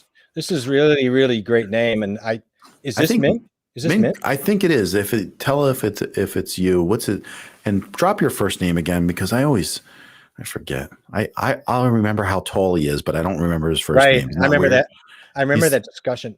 But he's like 6 foot. But oh no, it's Robert. Oh, this is his new. I tell you what, I'm impressed. There you go. I love it. I love the imagery. I totally dig it, man. I really, I'm super impressed. I'm super impressed. That is spot on. I love it, man. It looks minimalistic and clean. And Spoke Audio is I love that. That is like, damn, I wish I'd thought of that. That's such a great name, man. He says, look at the banner art. We'll check out. I bet it's amazing. I will check it out when we get done. But yeah, it's congratulations. Really, seriously, congratulations. That is a job well done. I'm loving it, man. It is a dope name. It is a dope name. I saw it come up and I'm like, okay, I don't know who this is. It's probably somebody we know. But I remember I've been eyeballing that. I'm going, damn, Spoke Audio. Oh, love it, man. I'm really digging it. Glad you came in and checked us out. That is super fly. No, absolutely. I'm seriously, that's genuine, like shock of like, that's really awesome. So yeah, I suppose we're at 2 hours and 30. We should maybe, we got a jet right here. Yeah. Should I go to bed? Cause I have to get up at like 3 o'clock or something. Yeah. It's just weird. We have 8 people in here and, after 2.5 hours, I don't know who you are, why you would come in here at 2 hours, but is there anyone here that has not said hi or has not dropped a hello or something to us? Please do so, because it's important and we love to see anyone saying hello. So if that's the case, but that's about it really. But what did he say here? He wants to know, and maybe Brian could give a quick one on this, but in DaVinci, how do you add audio without having a video go with? Oh, well, I mean, you kind of do just add the whole track and then you can delete a track. You can delete the video, right? So, you gotta, I think you might, I can't remember. You drop them both in and then you could just lock your audio and then you could just go up and highlight your video and delete the whole video. Yeah. That's all, or vice versa for the other things. And then also that's what you do. And when you can add just the audio to the pool too. That's probably a better idea. It depends though, because if you're recording it together, then it's going to be one file anyway. Yeah, most people don't have a separate audio coming in anymore, like us. Like used to do that a lot, and they used to match it up, but they don't do that a lot. Pros and cons of that too. Efficiency, syncing problems, whatever. But now syncing is not as bad as it used to be. It's so easy now, especially in DaVinci. It's like you don't even have to do a clap or anything. They just do it. It's pretty sweet stuff. And so that I hope that helped, Derp. And come back Thursday on John's if you still have problems and questions. And I'm sure somebody can stop in. He always stops in. Thank you. We always appreciate that too. Yeah. I want to thank everybody and Spoke again. Congrats, man. That is congratulations, Robert. That's awesome. Thanks for saying hi. Yeah, absolutely. Super dope. Derp, great to see you, man. And Brian. keep coming back. Brian's always welcome and always a guy that we love to see. And I'm sorry that he didn't get to just play with the That's it. My thing. mom. And, you know, you got your mom, and of course Lala. You can't forget Lala. Hopefully she's off getting some sleep or something. She's on La La Land. Ash dropped in. I'm sure everybody. I'm sure I'm forgetting Ash people. dropped in. Yeah, I'm sure I'm forgetting people. Oh, John Pullum, of course, all them. Yeah. Yep. So again, thank you for everybody. It's a Tuesday night, and you never know. And it was just a lot of fun. Yes, and we got some good information out there. So good night, Lala, and good night to everybody. And I guess with that, we'll just kind of take our way out. I'm going to outro us out here. John, you got it. I will talk to you very soon, my friend. You got it. Okay, later. Bye.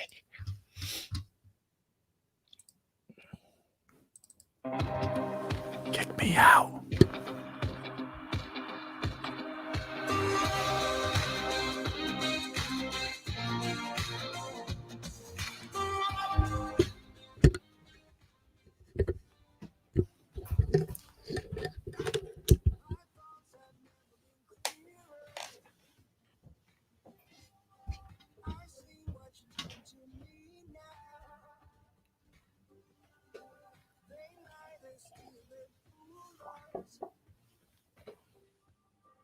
Deep down, I probably knew that